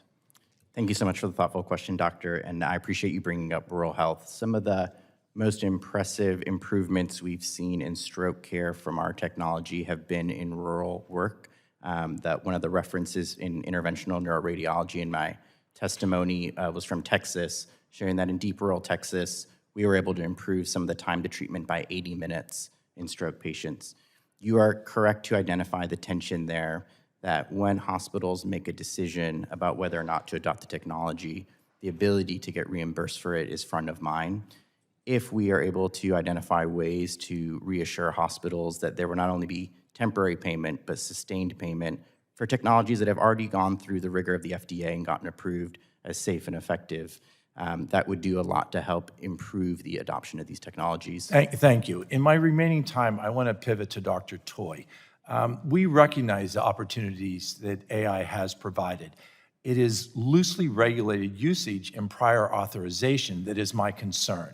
In fact, in March of 2025, the AMA uncovered that over 60% of physicians are concerned that the expanded use of AI in prior auth is exacerbating the rate of incorrect care denials, over 60% of doctors. Given this concern from physicians, do you feel that AI should be leveraged in the AI prior authorization decision-making process? And if that answer is yes, what guardrails should be put up? Thank you for the question there. So definitely in the case of prior auth, I think that right now at Clover ourselves, we do not use AI in any form within the prior authorization process. But are you aware that many Medicare Advantage plans utilize and Medicaid managed care plans do as well? Absolutely. And I think that from our position, they should not be used in any kind. AI should not be used to review, to deny in any case. Like, that is not a good use of AI. I do not think AI is ready to do that right now, which is, I think is the problem you're addressing. There are use cases where it can reduce burden, accelerate getting to yes faster. Those are good places you can use AI, but not to deny care. Do you feel that if AI does cause a denial or refusal of care, that there should be a person-to-person, a physician-to-physician evaluation? Absolutely. A peer-to-peer is always appropriate, and that should be in all cases, maybe not even a denial if requested or if appropriate. A human clinician should always be the one making those decisions. Thank you for your comments. Madam Chair, my time has expired, and I yield back. Gentleman yields back, and I recognize Representative Barragan from California for her 5 minutes of questions. Thank you, Madam Chair. This is a great conversation to be having, although to do it in a context of what's going on in this country is to turn a blind eye. You know, the Trump administration has caused chaos at the Centers for Disease Control. Under Secretary Kennedy's leadership, thousands of dedicated public health workers have been fired. Scientific experts like a former CDC director have been forced out, and hundreds of millions of dollars in critical research funds have been canceled. This week, 8 former CDC directors who served under presidents from Jimmy Carter to Donald Trump took the extraordinary step of sounding the alarm in an op-ed. Now, this is it. The title says it all. It says, "We ran the CDC. Kennedy is endangering every American's health." Think about that for a moment, that the Secretary of HHS is endangering the health of every American. They write that the administration has done is, quote, "unlike anything we've ever seen at the agency and unlike anything our country had ever experienced," end quote. They warn that Americans are now less protected from cancer, heart disease, and infectious disease. They note the CDC is being directed to downplay vaccines and pursue unproven treatments. I want to ask for unanimous consent to enter the former CDC's director's op-ed into the record. Without objection, so ordered. I think we should be taking up legislation to protect workers at the CDC. My colleague, Representative McClellan, has a bill to prevent mass firings at HHS. And I recently introduced a bill that would protect our Public Health Workforce Act to bring back the CDC staff that Trump has fired. Instead of oversight hearings or legislative action to hold this administration accountable, Republicans continue to pretend that nothing has happened. And so you can't go on without saying something at this hearing. Dr. Ibrahim, I want to turn your attention to AI and the topic at hand today. AI has shown real promise in healthcare, such as helping doctors catch devastating diseases like cancer earlier. But as of last year, over 600 AI applications approved by the FDA, out of over 600 applications approved by the FDA, less than 10 were eligible for reimbursement from the Centers for Medicare and Medicaid Services. That's less than 2%. Does that number concern you, or is that a good thing?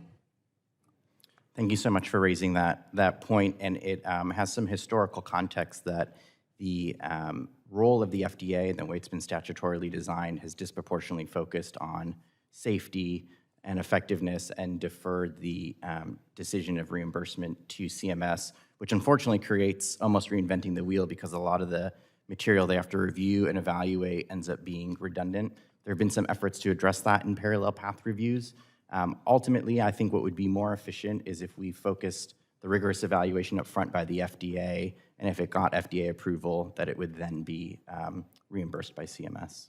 Well, thank you. You know, when you look at the number, you think like, oh, geez, people are not getting access to these AI tools that could be, life-saving.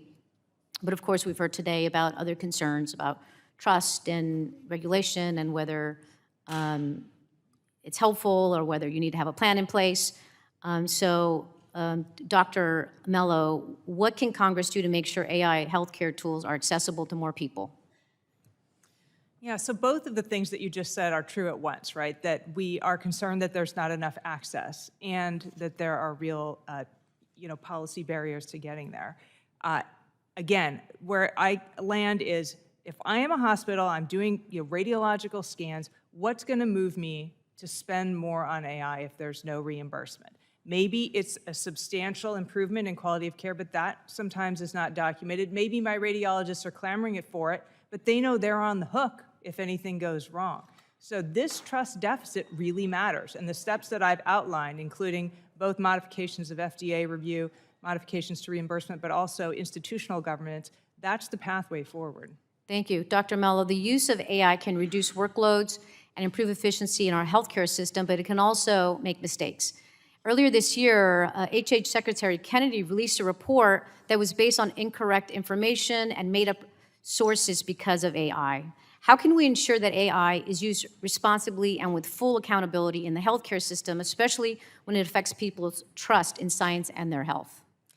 I think it only begins by saying there's a human in the loop that's supposed to be reading that stuff. You have to create the conditions to make it possible for him or her to do that job in the setting where they're working. And right now, hospitals are not doing that.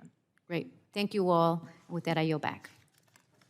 Gentlewoman yields back, and I now recognize my friend from Ohio, Representative Balderson, for his 5 minutes of questions. Thank you, Madam Chair, and thank you all for being here today. My first question today is to Mr. Toy. In your testimony, you mentioned that AI platforms like Clover Assistant can very quickly bring together fragmented patient data and integrate it into existing clinical workflows, even in practices that are still paper-based. From your experience, what steps do you believe Congress can take to support a wider adoption of AI-enabled tools like yours, especially in rural areas where providers may lack access to modern EHR systems? Thank you for the question there. I think the most important thing, I know this is discussed at the in Congress, is making sure that there is connectivity to the internet within any practice within America. Like, I know that's a focus already, but once we can connect physicians to the internet, we can then connect them to cloud-based AI, and then we can also connect them to the vast amounts of data that we will bring online via interoperability. So I think those things all chain together, and if we'll solve the connectivity problem today by giving out devices to people like connected iPads, we'll help them work with their local telcos to connect. But if that could be solved, we can pretty much fix the rest. Thank you. I'll follow up, Mr. Toy. In your testimony, you also provided a good example as to how a lack of coordinated care can lead to missed warning signs. Much of my district is rural Ohio, and so many of my constituents have complained about fragmented care. How can Congress help accelerate connectivity and data sharing, especially between independent specialists and primary care providers, so that AI tools can deliver the full picture of patients' health in real time, regardless of where care is delivered? Yes, thank you for that. I think that a huge part of what we can do here is that connectivity to the internet, and then within the healthcare ecosystem, making sure that the interoperability rules that are being passed right now and future rules are all being accelerated and enforced. We want more EHRs talking to each other. We want to collect the lab system to that data stream. We want the pharmacies connected to that data stream, and all of that can come together. And once we have that, and I think we're very close to that, we want to make that to be physician mediated, which it is right now. But I also encourage us to consider making it patient mediated as well. A lot of the networks right now are for physicians to request data, and we also should allow patients to request their own data off those same networks. Agree. Thank you very much. My next question is for Dr. Ibrahim. Thank you for being here today. Dr. Ibrahim, Viz AI platform integrates AI to speed up diagnosis and enhance care coordination across specialties and physicians.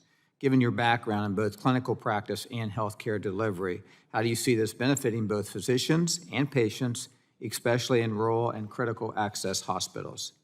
Thank you for the question. One of our important studies around improvement in care for rural patients comes from TriHealth in the Cincinnati area in Ohio. One thing I've noticed in my own practice, we often have rural patients that may have a concerning sign on one of their imaging studies, and they get transferred 3 to 4 hours to a big academic center.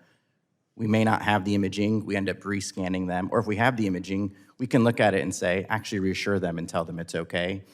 It's hard to estimate the number of patients who've been transferred only to give them reassurance and have them drive back home at no small burden. So the ability for us to leverage this technology to share information, readily get expertise eyes on some of this imaging before asking a patient to take on the travel burden would be significant. There are also many conditions where the care can stay local, but if the expertise can be disseminated by sharing information, it could also help maintain the volume of care that stays local in rural communities. Thank you. Is there any concern for error in using these technologies for patient care?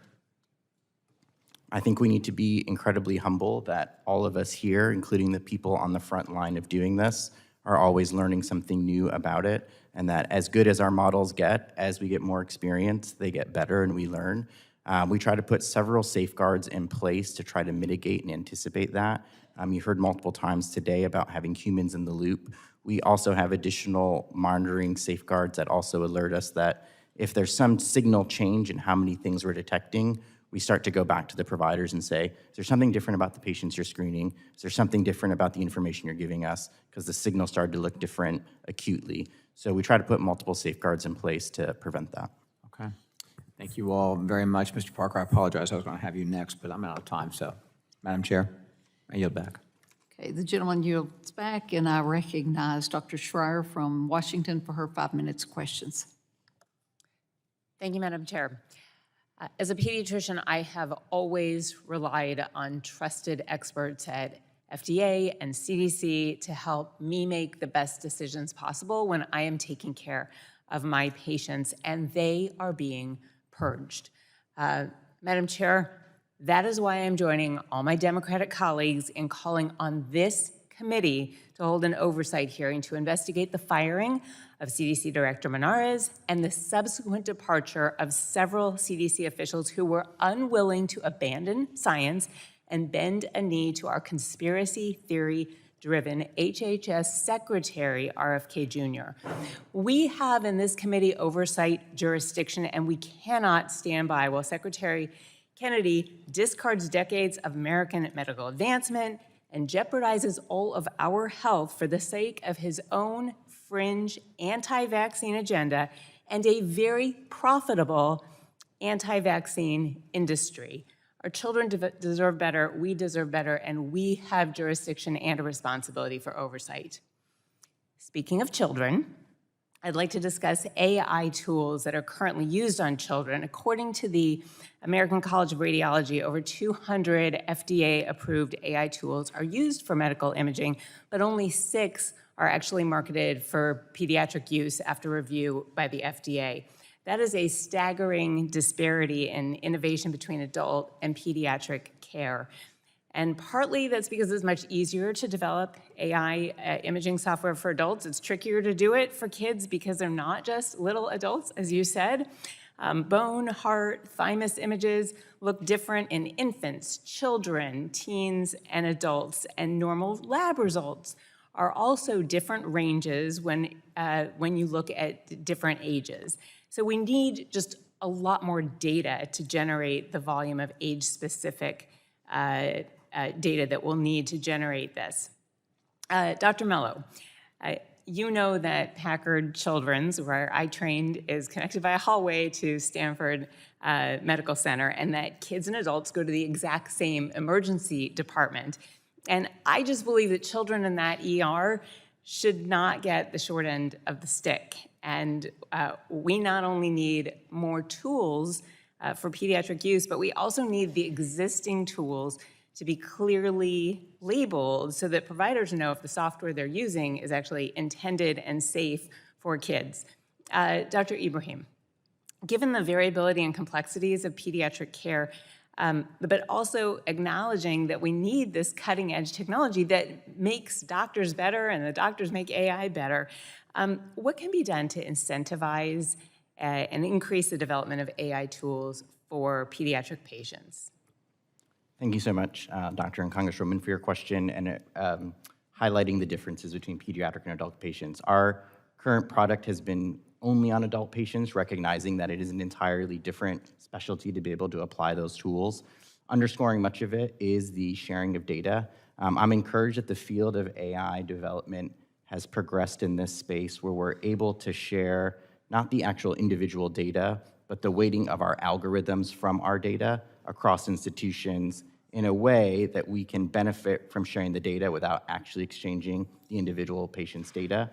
Pediatrics, that's particularly important because just the sample size is much smaller. So incentives and even national efforts that would help institutions aggregate this information, that they could share it in a way that maintains privacy without the individual records being dispersed, but being able to share the weights of the algorithms would be incredibly helpful, for adults, in fact, as well. And do you have ways of not only incorporating the pediatric radiologists at Children's Hospital, but also specifically pediatric radiologists at outside hospitals so that everybody's involved? That's a great point. I think one of the hidden benefits of AI is that the IT infrastructure has had to improve significantly to enable the AI technology to do what it does. One of the things has just been the exchange of radiologic images. So we've had a number of hospitals say, thanks for being able to just share the images. We're not sure if we want to use your AI tool, but you at least got us to that part. So Thank you. I'm going to just quickly, I don't have time to ask you the question, Dr. Mello, but I just want to bring up the issue of physician liability, that when you have AI giving one answer and a physician giving another answer and something goes wrong, I think we need to think hard about where the liability is. Is it on the AI company or is it on the physician? And the toll that takes on physicians also to be a checkpoint and also to just be a reviewer of loads of data. Thank you all for your testimony. I yield back. Thank you. The gentlewoman yields back, and I now recognize my dear friend from Iowa, Dr. Miller Meeks. Thank you, Madam Chairman, and I want to thank the witnesses for testifying before the subcommittee today. 3 years ago, we were asked as a conference to be on certain task force, and so there was a Healthy Future Task Force, and I chaired the subcommittee on modernization, and with the chair of the current subcommittee on health, and we focused on AI, data interoperability, devices, technology, and how it can help with both access to care, affordability, prevention, and better outcomes. So I'm delighted for this hearing today and for your testimonies. And earlier this summer, I hosted a bipartisan briefing to spotlight how artificial intelligence is transforming clinical practice and patient care. And thank you, Dr. Toy, for assisting the provider, augmenting the provider rather than replacing providers or physicians. During the briefing, we heard from Dr. Michael Abramoff from the University of Iowa about how his company, Digital Diagnostics, is using AI to tackle diabetic retinopathy. In fact, it's I think the first autonomous AI device to be approved by the FDA, Dr. Abraham. And his diagnostic device is now used in numerous healthcare systems around the country, and it underscores that AI-powered diagnostic platforms can be deployed safely while improving patient outcomes and healthcare productivity. So, Dr. Toy, your testimony mentions the importance of interoperability and standardized data access for effective AI performance. How can Congress help accelerate interoperability across federal and private healthcare systems in a way that encourages innovation but avoids imposing rigid one-size-fits-all technical mandates? Yes, thank you for the question there. I think the key on interoperability is AI runs on data, and the better, more relevant the volume of data, and also like the more personalized that data is, the better the AI is going to be able to run. So it's critical that we have built infrastructure around healthcare interoperability. The current rules that we have on the books right now, I think that it would be wonderful if we could focus on modernizing those particular areas. I would point everyone to, for example, HIPAA. HIPAA does, good work. The intention of it is very good, but it was originally developed in a almost pre-internet world, let alone pre-AI world. And so the intentions of portability and the intentions of accountability in HIPAA must remain, but we must update some of those regulations, I think. Otherwise, they will start to hinder interoperability. I think that AI has tremendous potential in healthcare, as I have previously mentioned. I'm going to discuss some of the dangers of AI. We know that older individuals have less trust, but that younger individuals who have grown up in a world connected remotely or by the internet have greater trust in these systems. And we know that they're looking towards, at the same time, the internet and social media platforms to address loneliness and isolation and connectivity exacerbated by the pandemic, but it's a source of bullying and threats to them. I'd like to enter into the record an article, August 26th, by the New York Times. A teen with suicidal ChatGPT was the friend he confided in. The tragic story of Adam Rain, as reported by the New York Times, has ignited a difficult but urgent conversation about the role of AI in mental health support. I'm not going to list everything because my time is running out, but his parents are now suing OpenAI, alleging that the chatbot became his closest confidant and ultimately a contributor to his death. And Dr. Wright, in your testimony, and we have very little time, direct-to-consumer chatbots are making deceptive and dangerous claims, with one presenting itself as a psychologist that validated a user's violent thoughts. And where should the boundary lie, if you could be brief in your comments? Well, again, I think that the boundary really lies in ensuring that these types of chatbots, don't misrepresent themselves, that they're not allowed to call themselves a licensed anything. We wouldn't want them to call themselves a licensed lawyer. I mean, we would not want that because it gives a sense of credibility that doesn't exist. I think that we also have to build better chatbots. I mean, I think everybody deserves therapy. Everyone deserves human one-on-one therapy. That might not be what everybody needs. So we need to think about how can we actually leverage emerging technologies, personalize them in a way that actually reaches people where they're at. We have a system that waits till people get in crisis. Yes, what if so we could get to them first? I'm running out of time, but you mentioned the human connectivity and everybody, that interaction and parental oversight. And I just want to emphasize that groups, programs, schools that are pushing to exclude parents, prohibit informing parents of children's activities when at school, it actually undermines the very human connectivity and support from those groups and those parents and those families that our youth desperately need. Thank you, and I yield back. Gentlewoman yields back, and I recognize Representative Trahan from Massachusetts for her 5 minutes of questions.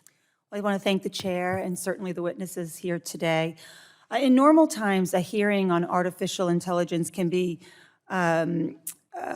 used to advance healthcare access would be a welcome and an important conversation. And in those times, I'd be asking how we can harness AI for powerful uses like improving medical imaging to detect diseases earlier and more accurately. But these aren't normal times. Just weeks ago, this Congress passed the largest healthcare cut in our country's history, and our federal public health agencies are in chaos with mass resignations, dismantled programs, and an exodus of scientists that leave us less prepared for outbreaks, less secure as a country, and an erosion of public trust in government and medical guidance.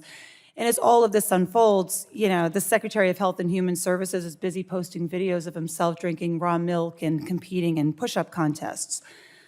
Against this backdrop, my questions today will be about AI in the clinical setting, but just pointing out, some patients won't even make it there because they're going to lose their coverage. If we want technology to improve health, we must start by ensuring that people are covered. And history shows technology can either wrongfully take that coverage away or help keep people eligible and enrolled. By February 1st, 2024, more than 16 million Americans had lost Medicaid coverage as states sunset the continuous enrollment protections that were in place during COVID-19. Nearly 70% of these losses were procedural, not due to changes in eligibility, but to missed paperwork or state software glitches. These cases are a stark reminder that technology can either amplify or improve systemic problems. And it's up to policymakers to direct responsible uses of technology, design appropriate safeguards, and conduct oversight when necessary. Now, with states required to implement burdensome Medicaid paperwork requirements, thanks to the Republican Big Ugly Bill, it is critical that technology is used to protect access to care for as many folks as possible. We know that these new requirements have led to the removal of tens of thousands of Americans who are eligible for coverage in the past, and that's when these requirements were implemented for only a short time and for a small number of people. But Republicans just took that model of burdening people with unnecessary paperwork to keep their health coverage, and they expanded it nationwide.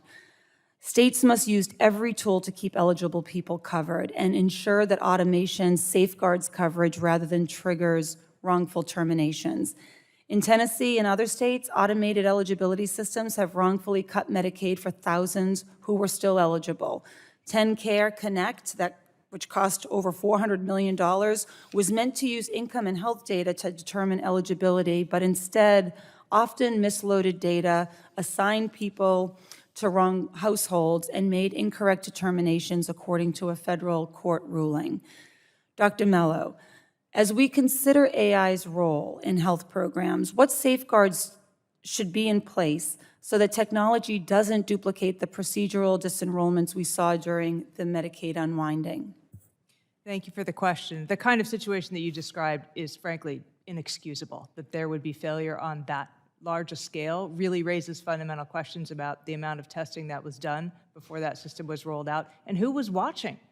So job one, I think, is if we're going to use automation to enforce these disenrollments, that there are humans monitoring, not particularly individual disenrollments alone, but also what is happening at the population scale. But as you say, AI could be used to improve some of these problems. And so my hope is that there will be innovation in the private sector that develops apps that enable enrollees to be put on alert before they are disenrolled. I think AI has a lot of promise for making sure people don't miss filing deadlines and are aware when the paperwork that they've submitted is not going to be sufficient. I appreciate that. And building on that, we've also seen that even when technology is working as intended, it's often placed on top of an overly complex reporting system. It can still cause harm. Automation is often sold as a silver bullet for eligibility determinations, but in practice, when it is layered on top of complicated reporting rules, it can speed up coverage losses for people who still qualify. So I appreciate the alerts. I'm wondering if you could expound on how we design systems so that they clear barriers out of the way instead of building new ones for those who need care the most. I think where the incentives there, collaborative design is the key there. If you involve advocates who understand what the major pitfalls and errors are that keep people wrongly off of Medicaid rolls, people who are eligible under the rules that we've set up, that goes a long way to building AI that's designed to avoid replicating those problems. I appreciate your answers. Thank you. I yield back. Okay, gentlewoman yields back, and I recognize Representative Bentz from Oregon for his 5 minutes of questions. Thank you, Madam Chair. Thank you all for being here. This is extraordinarily interesting to me. As a lawyer for a hospital for many years, I obviously became extremely familiar with the standard of care for doctors. So, Dr. Mello, where would you put AI? Were you on the witness stand and we were asking you if the doctor involved in the malpractice case could have, used AI, and go both directions on it. They did use it and it turned out wrong, or they didn't use it and it turned out wrong. Tell me where you think it fits. Thank you. It's an important question. And although I'm not a medical doctor, I'm a scholar of medical malpractice law. And we know that in malpractice law, reasonableness of action is always the lodestar, even more so than custom, what your colleagues would have done. I thought it was who the lawyers were that was generally the determinant. Never mind, go ahead.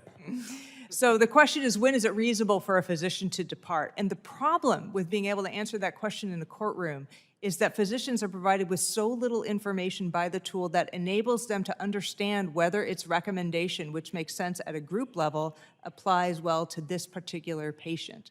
So that's why I think there needs to be shared liability between physicians, hospitals, and developers, because sometimes the errors that doctors make as a result of output could not reasonably have been foreseen by them and therefore are not unreasonable for the physician. Let's take it back to a point that was made earlier in the testimony you folks have given today, and that was the lack of accountability or the promise by those who are providing AI that is going to work or that meets certain standards. Don't you think that the law that you and I are now discussing, these standards, don't you think that it creates some sort of accountability for those who are creating these AI systems? Well, the difficulty will be, as you'll understand as a hospital attorney, that when you contract away that responsibility at the licensing stage, it eliminates a lot of avenues for recovery. And many of these licensing agreements that hospitals are now executing with developers have disclaimers up and down that hospitals have to accept in many cases. So are you suggesting that we do something about that here at the congressional level, that we say that's not something that they should be able to do? I don't understand why AI is treated differently from other products where we don't allow makers to disclaim ordinary warranties. Why should that be? And if the answer is there isn't a good reason for treating it differently, then we ought to treat it the same. Thank you. I want to shift to Mr. Toy, and you indicated, or someone, forgive me because it's been a long time since I've been waiting to ask my questions. I may have confused who it was that said what, but at what point do you think that the human becomes less analytically able than AI? Do you see that in the next 2 years, 10 years? When? I think that it depends on what kind of reasoning and what kind of information. Like, I think humans are already, the AI is probably already better at searching a large corpus of data and finding something like relevant to show to a human being. So searching through data, I think AI is very, very good at that. I think you asking about reasoning in particular, I do not think that most human thinking will be replaced by AI anytime soon. I think that what will be replaced will be more perfunctory kind of tasks, and that's where we should be focused right now. Thank you. Dr. Wright, you said a phrase I thought was very interesting: personal connections make us who we are. I have all these younger adults coming into my office, and I ask them how many hours they're spending on their cell phones. And it runs, frankly, the average is about 12 hours a day. It's frightening. I would just ask you if you think algorithms have now replaced the human connection. And if so, why isn't this kind of a wish that we go back to some previous time, which I see unlikely? So where do you think this human connection, this personal connection is going to come from now that, haven't we given it away? It's a really interesting question. I would argue no, that we have not given it away. I think that what makes relationships unique are the reciprocity of it. There is no reciprocity when it comes to AI. That's partly why people like it, because they don't have to care about the AI and give back. But that's not a genuine relationship. And it does not build true intimacy. AI knows things, but it doesn't understand. It doesn't understand you or why. So I agree with all that. What are we going to do about it? I think we need to be much more intentional about AI literacy and technology literacy within schools. I think we need to train parents. I think that we need to incorporate AI literacy and the impact it can have developmentally within healthcare. I think we need to have public campaigns, helping people understand how to use these tools appropriately and when to walk away. And I very much appreciate your testimony and the entire panel's very interesting. Yield back. Gentleman yields back, and I recognize Representative Easy from Texas for his 5 minutes of question. Thank you, Madam Chair. Before I get into the AI, I want to begin by saying that I'm deeply disappointed and frankly fearful about the reckless direction that HHS is taking under Secretary RFK Jr.'s failed leadership, and the decision to include pulling the rug from under cancer vaccine research and putting America's lives directly at risk in particular. And illnesses like cancer, quite frankly, don't care about what political party you may happen to belong to. It's something that has touched literally everyone in this committee and probably in this body. And yet the Secretary is abandoning the millions of Americans who will face cancer in the years to come. And we're entering a very dark chapter in American history. And I hope that this committee will devote some serious time to demanding some answers. But today, hearing is also a matter of life and death. And we've seen some very disturbing reports. And when people talk about what they see as an existential threat and talk about things that scare them, AI scares me more than anything else, quite frankly. We've seen disturbing reports about AI chatbots leading to real harm. And some stories are so shocking, they can honestly be hard to believe. I'd like to enter into the record for a Washington Post article titled "Instagram's Chatbot Helped Teen Accounts Plan Suicides and Parents Can't Disable It."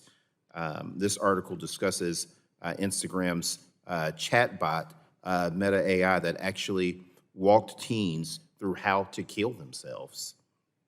And kids are turning to AI when they feel they have no one else to talk to, and they're being told that these bots are companions, and instead of guiding them towards parents, teachers, or doctors who could help them, the chatbot is actually helping them go through with the suicide. And we have to stop this. This is not rare, and it's not just children.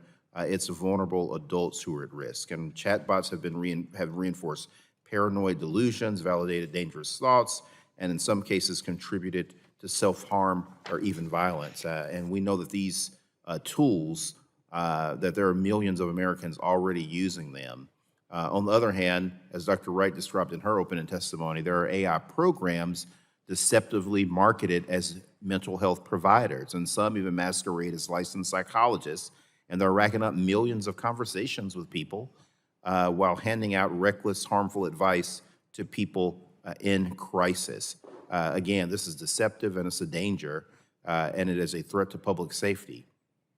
And yet every single Republican on this committee voted just a few months ago to prevent states from regulating these danger bots, including the companion bots that kids can access and programs marketed to adults suffering from mental illness. And so we have to do something.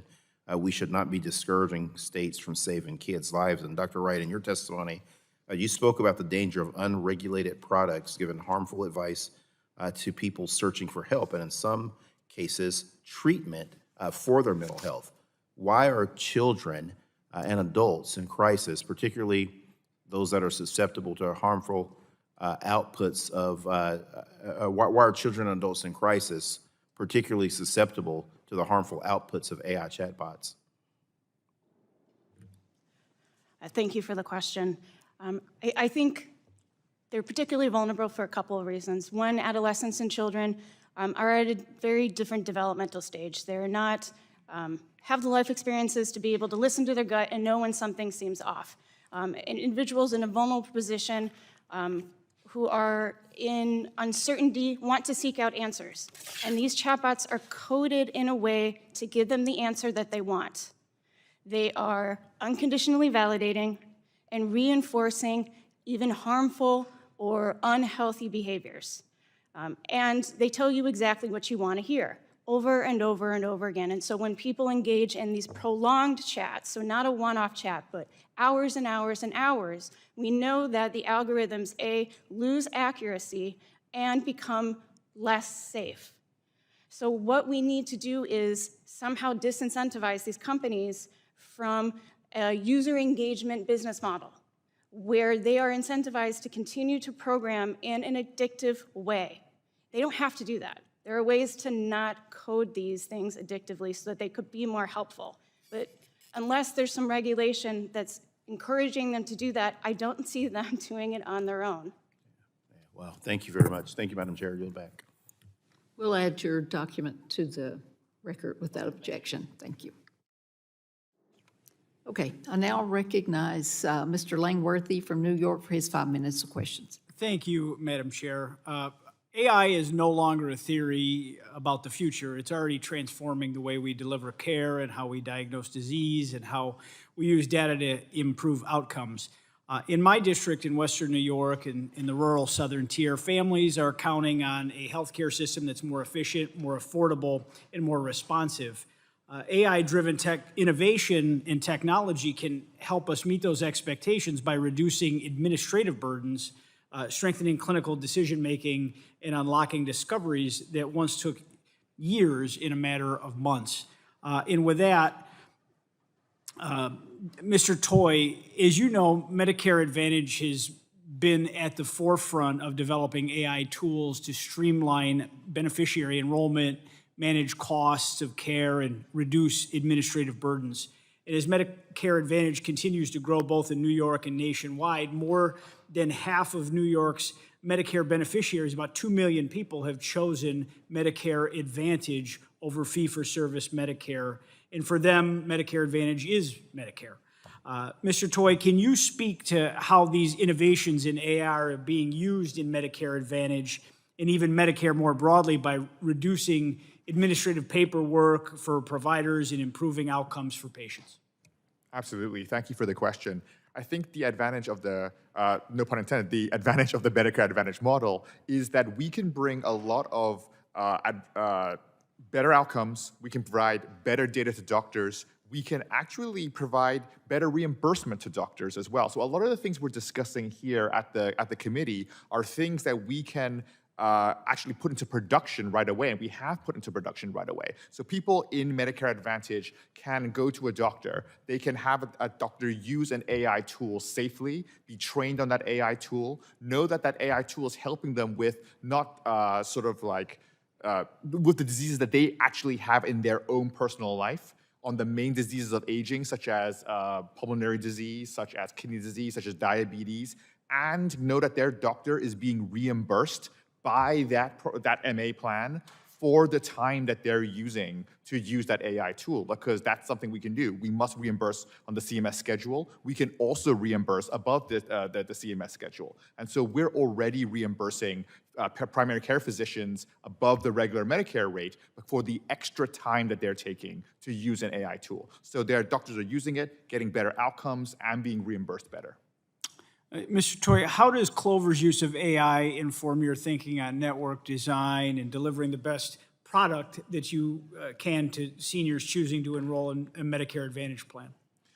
Thank you for that as well. So as I said before, when we improve outcomes, and when we're improving, accelerating diabetes identification and accelerating diabetes management, when we are keeping kidney function at a higher level because management begins earlier, all of that results in a better medical loss ratio, which means that we are actually more efficient per unit dollar when we allocate dollars out to the medical network. What that also means is we can reinvest that efficiency back into lowering out-of-pocket costs for patients. So our intense focus is to reduce those financial barriers to care, making care more accessible, more available, and that's powered by AI improving the care that's being delivered to the membership as well. Thank you. There has also been a lot of critiques over the past year or so about Medicare Advantage plans leveraging AI to make prior authorization determinations. Does Clover leverage AI in their utilization management process? And if so, is there a clinician or a human that is a check in that process? So all of our prior authorization is being done by a clinician who is working with providers in our network in order to make those determinations. We are not using AI to make any kind of utilization management or prior authorization determinations. I do think there's an opportunity to do that, but to accelerate getting to yes faster, to lower friction for our provider network to make it easier, as you were mentioning, to reduce the amount of time they're spending preparing documentation to apply for prior authorization. I think AI is going to have great use cases there, and that's where we should be heading. Well, thank you. AI is not a replacement for doctors, nurses, or caregivers, but a tool to help them deliver better care for more people. If we embrace it responsibly and have the right framework in place, we can strengthen our healthcare system and ensure those across the country see the full benefits of this innovation in this great country. And with that, I yield back, Madam Chair. Gentleman yields back, and I recognize Representative Fletcher from Texas for her 5 minutes of questions. Well, thank you. Thank you, Madam Chair, and thank you to all the witnesses for testifying today. I do think that the opportunities as well as the concerns about AI are important for our committee and this subcommittee to consider and for the Congress to act on, and I appreciate your testimony today. But like my colleagues, I am deeply concerned about the context in which we're having this hearing. And this conversation we really do have to have in the context of 2025, both the rapid advancements in AI and the massive reductions in access to healthcare that the Trump administration has set in motion with a rubber stamp from this Congress. Since January, the administration has dismantled our government agencies and public health infrastructure, and this Congress hasn't just ignored it, although it has enabled it. This committee is included in that problem. From the mass layoffs to the firing of the Vaccine Advisory Board to the Twitter firing, non-firing of the CDC director and the mass resignations at the CDC just last week, to the gutting of the Substance Abuse and Mental Health Agency. This administration has weakened our public health agencies, and at the same time, it has demanded that Congress reduce access to care and efforts to make care affordable for all Americans. And this committee has done so. We've sat through those markups and those votes. This committee has done no oversight on the issues I just identified, and has held hearings and markups reauthorizing programs that the administration is gutting. And so while there is an important opportunity here, and I really appreciate your testimony and your being here to help inform us in this work, it's really important to know that it's happening in this environment and that this committee and this Congress need to get serious about the things that you all are sharing with us. And with that said, with kind of the time that I have, Dr. Mello, I do want to follow up on your exchange with Ranking Member Pallone about prior authorization and on some of the issues we just heard about as well with Mr. Toy in the last questions.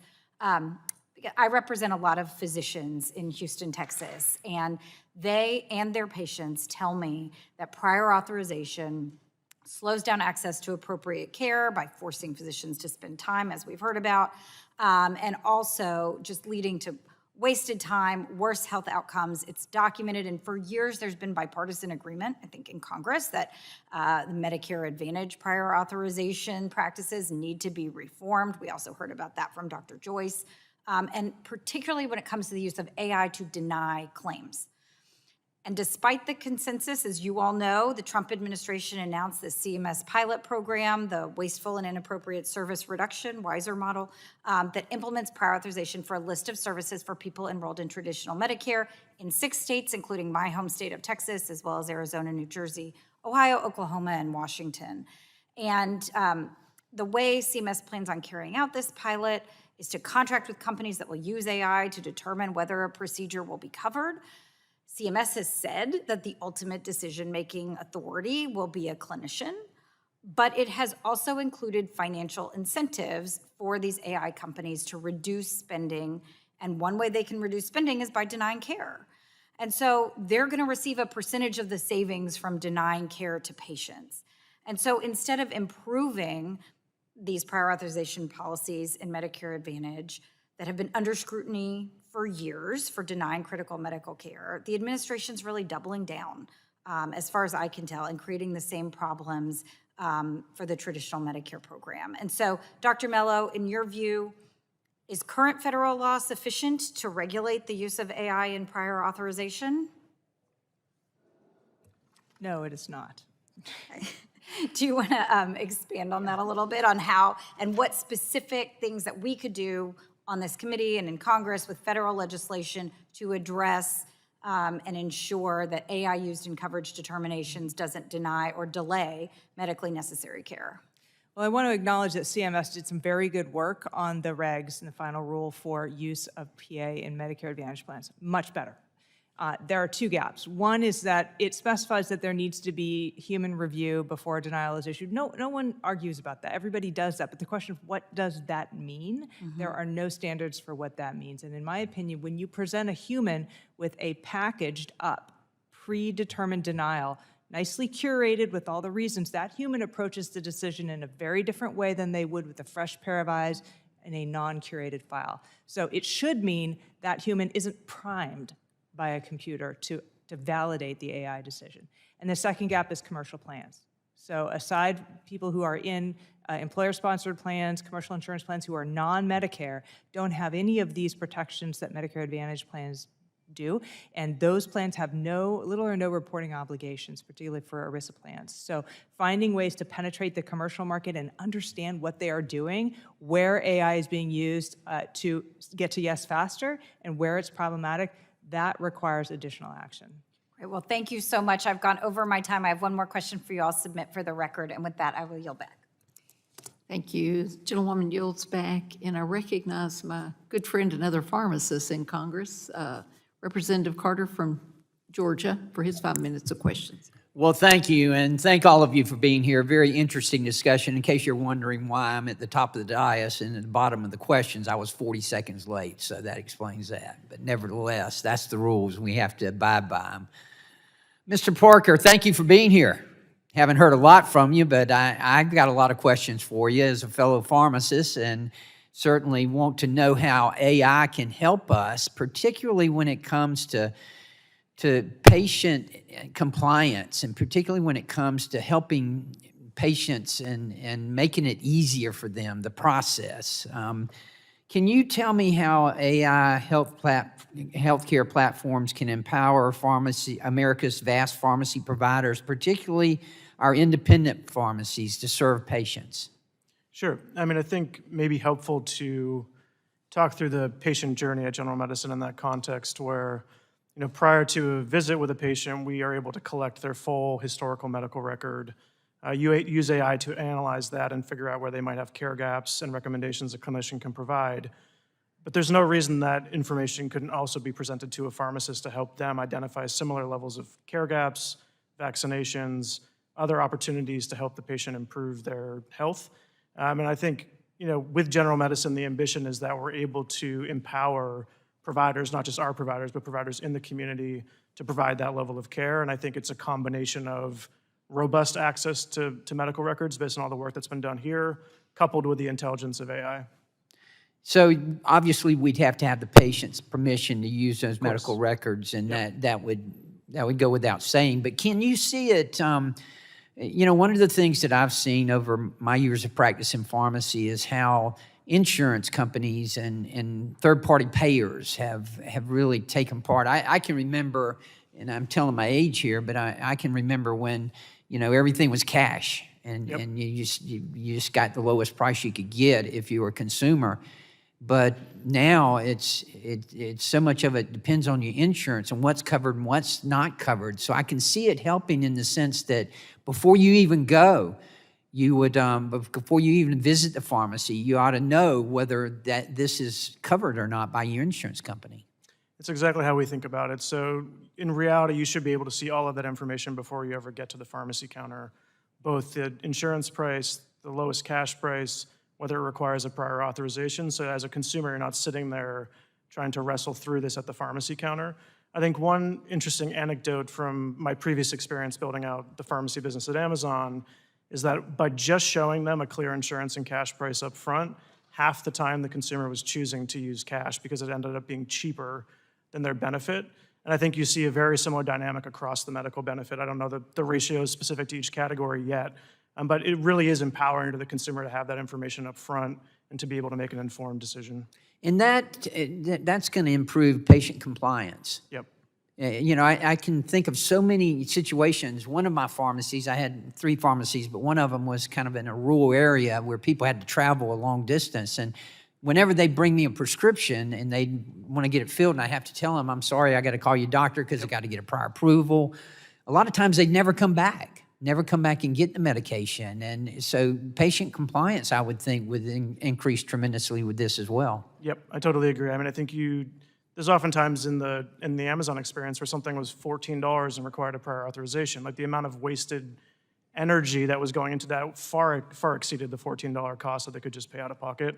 And so I think just pulling this forward into the customer experience has a tremendous impact. Absolutely. Well, I'm glad to hear this because this is something obviously that I've experienced over my career, my professional career, and ways to improve it and make it more streamlined, if you will, I think will really result in better health care for Americans. Real quickly, Dr. Ibrahim, I wanted to ask you, how can AI accelerate innovation in drug development? Thank you so much. I think one of the themes that you have heard today is AI helps in a lot of the informational challenges. So much of the drug development historically has been empiric. Like we've almost been lucky. We just try hundreds or thousands of things to get the one that's right. AI does a good job in pattern recognition and to be able to predict of the 1,000 things that we were going to try, these ones may be more likely. So there's enormous potential in the early discovery phase to make it more efficient. Good. Well, I certainly hope, and I'm looking forward to this particularly with AI because in my years of practice in pharmacy, I've seen nothing short of miracles as a result of research and development and drug development, and I hope that that's going to be the case with AI. Very good panel. This has been very interesting. Thank y'all for being here, and I yield back. Gentleman yields back, and I recognize Ms. Ocasio-Cortez from New York for her 5 minutes of questioning. Thank you so much, Madam Chairwoman, and thank you to our witnesses for being here today.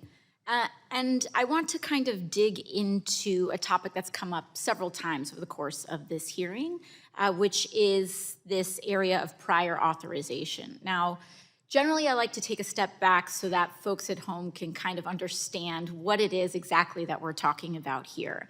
I think most people hear the term prior authorization and understandably our eyes start glazing over in this bureaucratic language. But in the way that this affects our lives is that if someone is diagnosed with a condition, an illness, a disease, they require medication treatment of some kind, their doctor may recommend it to them, and that doctor has to very often, depending on their insurance, ask their insurance for permission so that their insurance can say, we will cover this treatment or we will not cover this treatment. And that is the process known as prior authorization. Is that in a fair description of it, Dr. Mello? It is, and I would just add that it also applies to procedures and surgeries. Yes. And prior authorization oftentimes can be a really big headache and pain point for patients and doctors, and especially if you have interacted with a for-profit health insurance company, although all sorts of health insurance companies use prior authorization, you've likely dealt with this. And there have been famously, I think, videos that have circulated on social media of doctors trying to haggle with an insurance company, of everyday people trying to navigate their chemotherapy or any other sort of condition with the prior authorization system.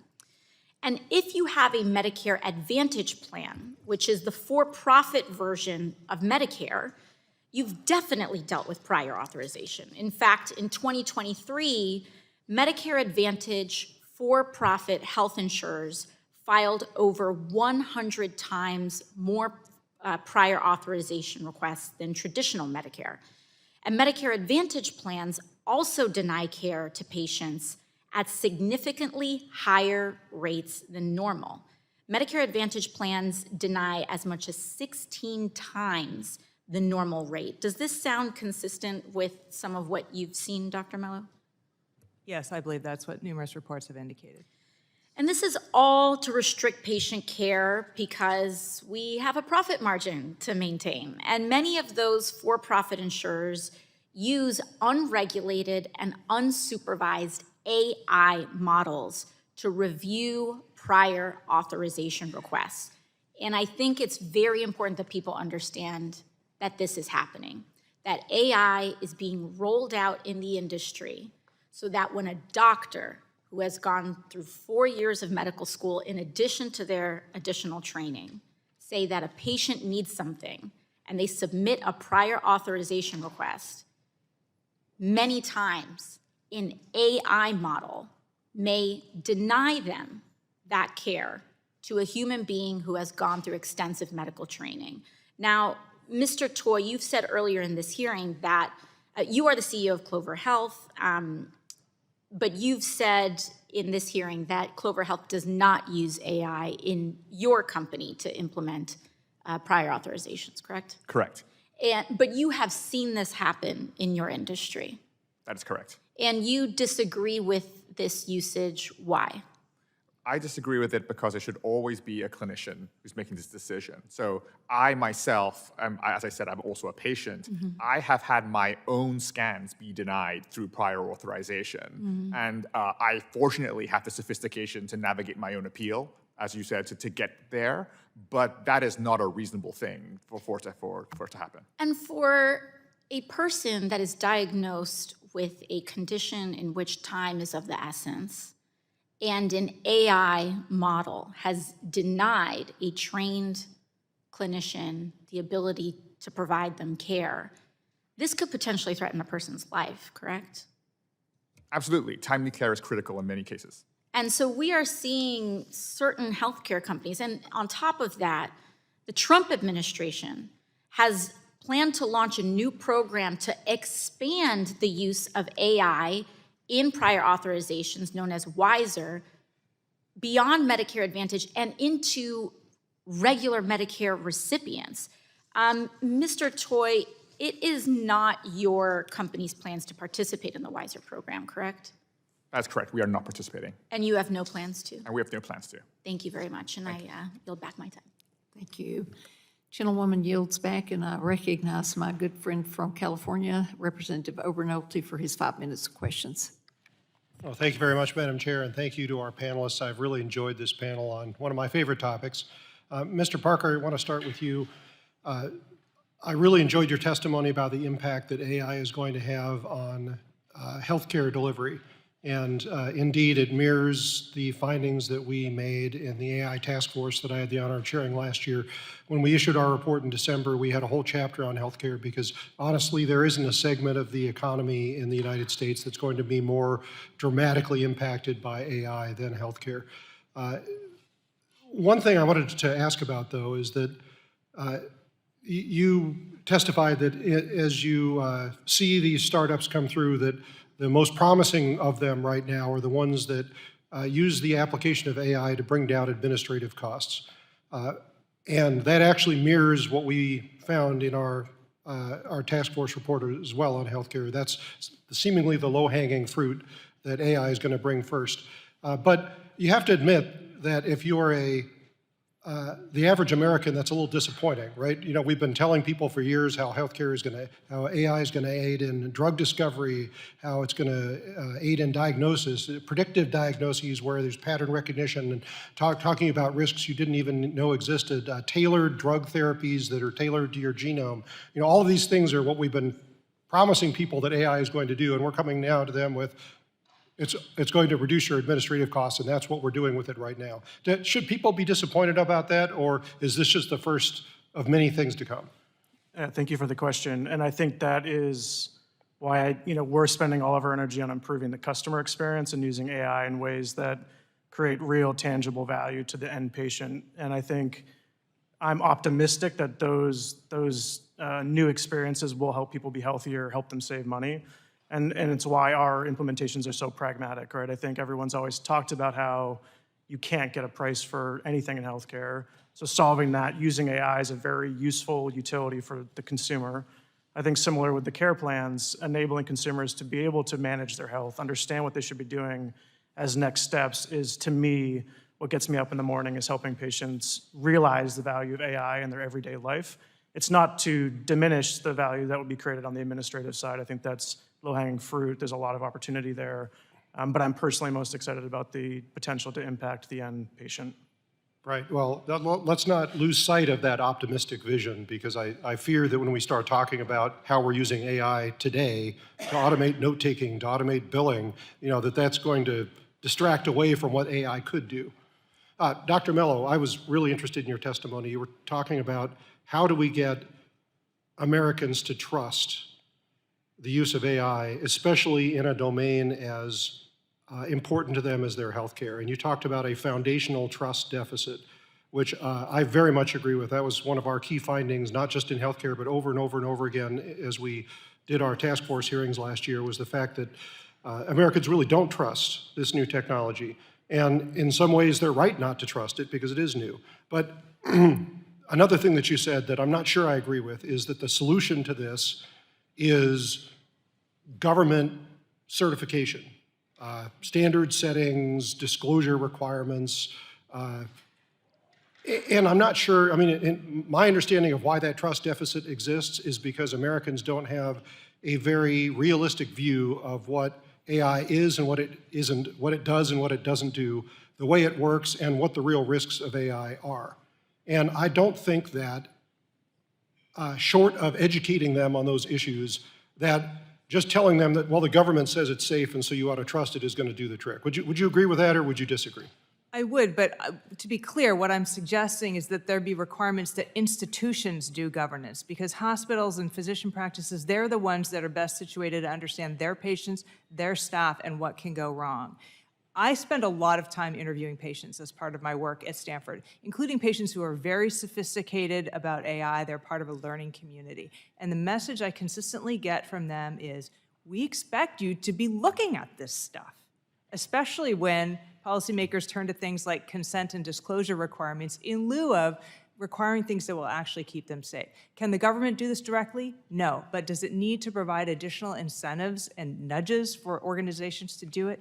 Yes. Mm-hmm. Yeah, I just want to make sure we don't conflate the two, because I think absent that education, I think that foundational trust issue is going to continue to exist, and it's going to be an impediment to deploying AI, not just in healthcare, but in a lot of different productive domains.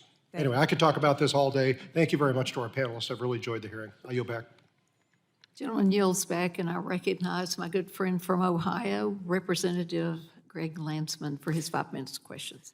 Thank you, Madam Chairwoman and Ranking Member DeGette, for today's hearing on the use of AI in our healthcare system. Obviously, as we've heard, there are so many opportunities to improve care and to lower costs. There are also enormous dangers associated with this, and I want to talk about the Medicare piece and this potential new program that the administration has announced. Because Ohio is one of the states. So this is urgent for us, and I want to make sure that this committee, which I think will appreciate the need for some bipartisan pushback and guardrails here, will act, because it is going to be our seniors in Ohio and in Texas and the other states that may get hurt, and we don't want that to happen. But as you all know, for decades, tens of millions of Americans seniors have paid for and relied on Medicare for their health care needs. The administration announced this new effort that will require pre-authorization, pre-approval, for procedures under Medicare. And it's been referred to as the AI death panel, in that you're taking what private health insurance companies do now in terms of denying care that ultimately leads to the loss of life, and you're handing it over, as I understand it, to a tech company that is going to use an AI model that has not been vetted. And to make matters worse, the incentive is there to deny the claim. You get more money if you're that AI tech company, if you're able to deny more and more claims. That is going to lead to people getting hurt. And I do, again, think there is a bipartisan desire to ensure this doesn't happen. The doctor and the patient should determine what care is needed, and we all agree on that. While AI could provide some additional insight, I think, Dr. Mello, you talked a little bit about what needs to happen, but I wanted to get your thoughts on the legal, moral, and health challenges that this new program creates. As you pointed out, the reimbursement model for these tech companies really stands the concept of shared savings on its head. Shared savings evolved in the Medicare program to give healthcare organizations incentives to take better care of people, and then when they got better, if they saved money on expensive procedures, the healthcare organization got to save that money. This is flipped. Now they're going to make more money by denying care. And yes, there are safeguards there, procedural safeguards to prevent the worst abuses. But that is a very weird reimbursement model for what they're trying to do here. The other thing I would point out is there is some political genius in the architecture of this program in that they have chosen to begin with a small set of procedures that most people who do what I do for a living and assess health services would say, we're providing too much of, they are expensive, and there's a very thin to no evidence base. The question is, where does this program go in the future? And the problem is going to be that we don't have national coverage determinations to expand it in ways that can protect beneficiaries. Yeah, until we have those answers, until we have those assurances, I think the pilot should be stopped, and hopefully there'll be support to stop it. Because you mentioned, and I want to just do this very quickly, and others have agreed or reiterated that there should be disclosure of the product, full disclosure of the products being used. Seems smart enough. That there's full vetting of those products, that an independent review board and maybe the Joint Commission, as you mentioned, can serve as that review board, deal with the liability questions, and ensure that this doesn't touch, quite frankly, anything that could harm patients. And until we have that, I think the program should be shut down. And I'll help lead on that. Sorry, my time ran out. Okay. I yield back. Gentleman yields back, and I recognize my good friend from Florida, Representative Kemick, for her 5 minutes of questions. And a new mama, by the way. Congratulations. Thank you. A new mama who's actually got to go pump, so I'll make this quick. So thank you, Madam Chairwoman, and thank you to my wonderful colleagues for letting me jump the line, and to our witnesses for being here. This is really important as we're grappling with all the new technology and all the opportunities, but also some of the challenges along with it. So we know that healthcare and AI have incredible opportunities and potential. We're seeing it speed up drug development, cutting down on paperwork, and giving the doctors and patients more time, which is really the upside, the good side that has been talked about at length here today. I really do appreciate a lot of the commentary on data privacy as well. So when we're talking about these potentials, we need to also examine the downsides, which few have been highlighted here today. We all agree that AI should never replace a doctor's judgment, and it shouldn't become another way for bureaucrats, or swamp creatures as I call them, or big corporations to pull strings. Patients deserve to know that their data is safe, their privacy is respected, and that their care is being guided by people, not just algorithms. So in my district, the University of Florida, AKA the Everything School, we are testing some of the most exciting applications of AI, from digital twins of ICU units to patient-level models that help predict the most effective treatments and outcomes in tough cases like cancer. We're showing what's possible. So I want to highlight that, but also talk to you guys about some data privacy issues that we're wrestling with. So I'm going to start with you, Dr. Ibrahim. As I mentioned, my district, University of Florida, Gator Nation. I keep having to say that, lots of national titles, 5 in the country. Just putting that out there for my fellow SEC friends here on the committee. Researchers are using digital twins to not just replicate hospital units like the ICU and operating rooms, but also to model individual patient trajectories in complex cases like cancer or intensive care. How close are we to seeing this type of patient-level digital twin technology guiding real-time treatment decisions nationwide? And beyond direct care, what role do you see digital twins playing in education and training, particularly for providers in smaller or rural hospitals who don't have access to some of this cutting-edge technology? Thank you so much for the question, and I'll keep my Big Ten thoughts to myself. The importance of this technology in rural communities is incredibly important. And in our own program, we've done discounted rates to help ensure that rural hospitals can participate. About 25% of our hospitals are in rural communities. And they're often partnering with large communities, or large hospitals, so they can have some coordination of care and triaging and sharing of expertise. Your question about our ability to identify better treatment plans for patients is super important. One of the things we've spent a lot of time on is finding diagnoses that potentially could have been caught sooner or weren't identified initially. One example was hypertrophic cardiomyopathy, where we've looked back in old EKGs and rerun our models and found that for many patients, we could have diagnosed years earlier. So I think in the current state, we have the ability to diagnose things faster. I think the future state you described, that we could actually tailor a unique novel treatment, I think that's in its infancy. It's certainly in the pipeline and horizon, but I think today we can point to that we are able to diagnose people faster. How well we can tailor the treatment is still nascent, but coming very quickly.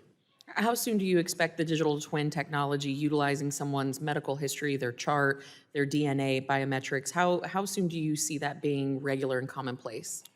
I think for common conditions, because the hitch of these models is having enough patients to train on. So for common conditions, I think that's very plausible within the next year or two, and there's probably some pilots that already exist. For more rare conditions, nuanced, novel cancers and things, I think we're more than a couple years away. Okay, I appreciate that, thank you. I'm gonna go to you, Mr. Toy. As we talked about, UF is pioneering immune system digital twins to personalize treatment and developing synthetic data that allows AI to train without risking patient privacy. From your perspective, can synthetic data and patient-level digital twins serve as a foundation for fair coding and care management across payers? And also, what safeguards are needed to ensure that they don't become tools that privatize patient data or constrain physician judgment? Yes, absolutely. So a very interesting question. So number one, doing the second part first, I think there's a lot of privacy implications around digital twin technology. There's a lot of upside, but literally if you are making a digital twin of yourself, you probably want to know how that's going to be used. It's a little scary. Right, so it can be a little scary. So I think the answer is we haven't solved all of that yet, but there are technologies that will help with this. So I think that what's probably going to end up happening is you're not making a full twin, as in it's literally my thing moving around and being used. That's going to have too many privacy implications, but it's going to be sort of like a collective model of people who are kind of like me that can then be analyzed and processed. So I have fewer privacy concerns. Okay, and I know my time has expired, but I'll submit for the record some questions about de-anonymization of data and some of the honest broker questions that surround that. But thank you all so much for your time, and thank you to my colleagues again for your understanding. Thank you. I yield. Gentlewoman yields back, and I now recognize my friend from Indiana, Representative Houchin, for her 5 minutes of questions. Thank you, Madam Chair. I appreciate all the panelists' testimony today. This has been a great hearing, and I think it's one that's much needed. I am particularly interested in hearing from Dr. Wright, and I want to just expound upon the written testimony that you've provided. You've said AI is a tool built by humans for human systems, therefore a deep understanding of human cognition and behavior must be central to its deployment to ensure effective, ethical, and equitable use of the technology. I couldn't agree more. I think the American Psychological Association probably will be playing a big role, hopefully, in ensuring that. And I appreciate that you've asked the FTC for, and the CPSC for an investigation into unregulated products making claims of being a psychologist. That's particularly dangerous, and I join your call for information from the FTC. On the health disparities that you mentioned in your comments, I do think, and I think Mr. Landsman alluded to this too, that does create concerns for rationing care. And it resurrects fears of death panels and other things if AI is in the mix, and I think that we have to be particularly concerned about that. But my focus of my comments is really on the impact on youth and children, teens and children. We know the reports, and we've heard them today, the New York Times, the Wall Street Journal, raising concerns about how children have been engaging with AI chatbots and companions. And while I'm encouraged that companies like OpenAI and Meta have updated their policies, I think we have to be thoughtful in understanding how these technologies are being used, what risks they pose to children and teens and to our vulnerable Americans, and what we should be thinking about as policymakers for those protections that need to be in place. The risks, the benefits, how families can be equipped with necessary tools. So you mentioned in your comments that we should require age-appropriate safeguards and robust data protections to support healthy development. When we passed the Kids Online Privacy Protection Act in 1998, enacted in 2000, we couldn't possibly have imagined the threats to children and teens that we see today through social media interactions and others. And I think that this issue is exacerbated by access to chatbots, as we've recently seen. So I guess several questions that I have for you, and then I'll let you expound on this. It is, what should we be thinking about as policymakers to protect children from harm? Should we consider limits such as age restrictions on access to AI chatbots from children and teens? Should we consider disruptors, periodic interruptions within the chatbot that reminds the user that it's not a human and that it's not a licensed mental health professional? What things are we not thinking about to further protect children from harm? COPPA 1.0 basically set an online standard that a 13-year-old is an adult online. And we know now that the highest rate of teen suicide is among 15-year-old males. So I think we have a lot of work to do in this arena, and I welcome your input. Thank you so much for that incredibly important question. I think that there are probably several things we could try. We could try age restriction. We could try cutting people off the platform when they're on for a prolonged period of time. We could roll out, parent programs where they link to the kids. We could, as I mentioned earlier, have disclosures around detected suicidality. Really, the thing is, though, these are all empirical questions. What we actually need is independent research looking at what the problem is and what the solutions ought to be. And those should be empirically driven, not just us kind of throwing spaghetti at the wall because it makes sense at the time. And so I think that really requires a greater investment in research of these products, and in particular, research that happens before they go to the marketplace. Yeah, I thank you so much for your note about that, because I do agree that we have to require independent testing on the harms, almost like sandboxing some of these technologies before they go live to make sure that we're adequately protecting the public. I also agree with you that we need to be distributing educational materials to parents and maybe through our school systems about the dangers of AI chatbots. Thank you all for your testimony. I yield back. Gentlewoman yields back, and I now recognize my friend from North Dakota, Representative Fedorchak, for her 5 minutes of questions. Thank you, Madam Chair. Oops. A chat box is talking to me right now. Sorry about that. Thank you all for your participation today. It's been a great panel. There's been a lot of talk about context. I want to take an even bigger context than what's been referenced today and look more broadly. There's been a 50% increase in total national health expenditures since 2019. By 2028, projections call for healthcare spending to consume nearly 20% of our nation's GDP. Health insurance premiums are skyrocketing. And for all this additional money that we're spending, our actual health outcomes are not improving at all. In fact, many indicators suggest we're getting less healthy. So, and what I've learned, I've only been here for 8 months, is when you talk to the different players in the healthcare industry, it's a lot of this. Somebody else is to blame. So enter AI, which I think has very serious, downfalls and potential risks, but also incredible upsides, which many of you have highlighted today. So I want to drill into some of those. In your conversation with Mr. Landsman, he correctly outlined some concerns about the pre-auth. When I go home and talk to healthcare providers, this is their biggest issue, is how much time and expense and delays it takes to get through the pre-auth process.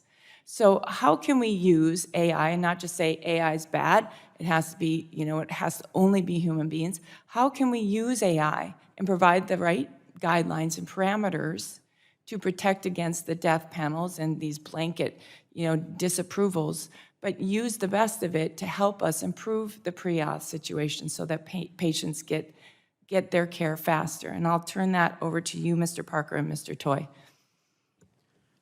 That's a great question. Thank you for the question. I mean, I think we've heard a lot of conversation today about prior authorization and automating both sides of that transaction, but we've heard a little conversation about how to actually help the consumer navigate that problem, and very little sort of investment and energy into that. And so our frame of reference here is how do we enable the consumer to both understand what their options are, understand what the price is, and in the world where a prior auth is required, help them both navigate that prior auth and ultimately get it approved if it's appropriate.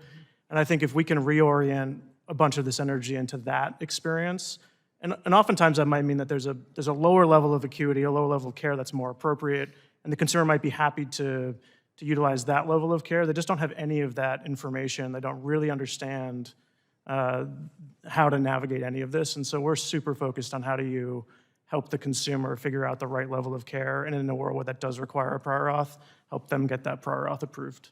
Okay, and I'm going to come back to you with a follow-up question after Mr. Toy speaks, but the question will be, what do we need in terms of rules, guidelines, or incentives to make that happen? So, Mr. Toy. Yes, and thank you for the question. So something that I think can definitely help is that something I use my experience at Clover for, since we run a plan, is I actually advise on the Marfan Foundation for the Rare Disease. I advise our expert clinicians and I advise patients on how to navigate their own prior auth. So you can think about that as using expertise to say, this is how you talk to an insurance company to get them to cover your care. And so something we're looking at doing on the Clover side is providing actually that in a chatbot form so that people can say, hey, this is what I'm trying to get covered. What's the right way to get that covered? And then that will synthesize the data, roll out the documentation for you, package it up, phrase it in a way that makes it easy for the insurance company to say yes to. And I think that will greatly help. Cool. Mr. Parker, how do we incentivize this? I largely agree with that. I think we're building a very similar experience where we can take your full medical record, use AI to analyze it, help justify what procedure or medication you might need based on your clinical record, and then, to Mr. Toy's point, package that up in a way that the insurance company can approve that. And I think this is a place where the AI is very capable and the data is now available enough to make that experience really possible. And I do think it's a place where if you can execute that customer experience, it will both be more convenient, more sort of understandable, and ultimately help them get these things approved. Okay, I have 20 seconds left. Does anyone else have short thoughts to offer? I'll just say there's enormous opportunity that we're trying to explore, that the things that you need for prior authorization are predictable, they're public information, they're online. Wouldn't it be great to know that when a patient's in front of you, I just have to ask him these 2 more things, and that'll meet the 10 things that I need to do? So we're exploring other real-time ways to notify physicians of what else is left on that checklist, so that before the patient goes home and then you have to bring them back and require new things. So in the works. Very good. Thank you all. Appreciate your insights today. Okay, the gentlewoman yields back. I ask unanimous consent to insert in the record the documents included on the staff hearing documents list, and without objection, so ordered. And I'd like to thank all of the witnesses for being here today. We have talked about how good this panel has been, and members may have additional written questions for you all. And I'll remind members that they have 10 business days to submit questions for the record, and I ask the witnesses to respond to questions promptly. Members should submit their questions by the close of business on Wednesday, September 17th, and without objection, the subcommittee is adjourned. Thank you all.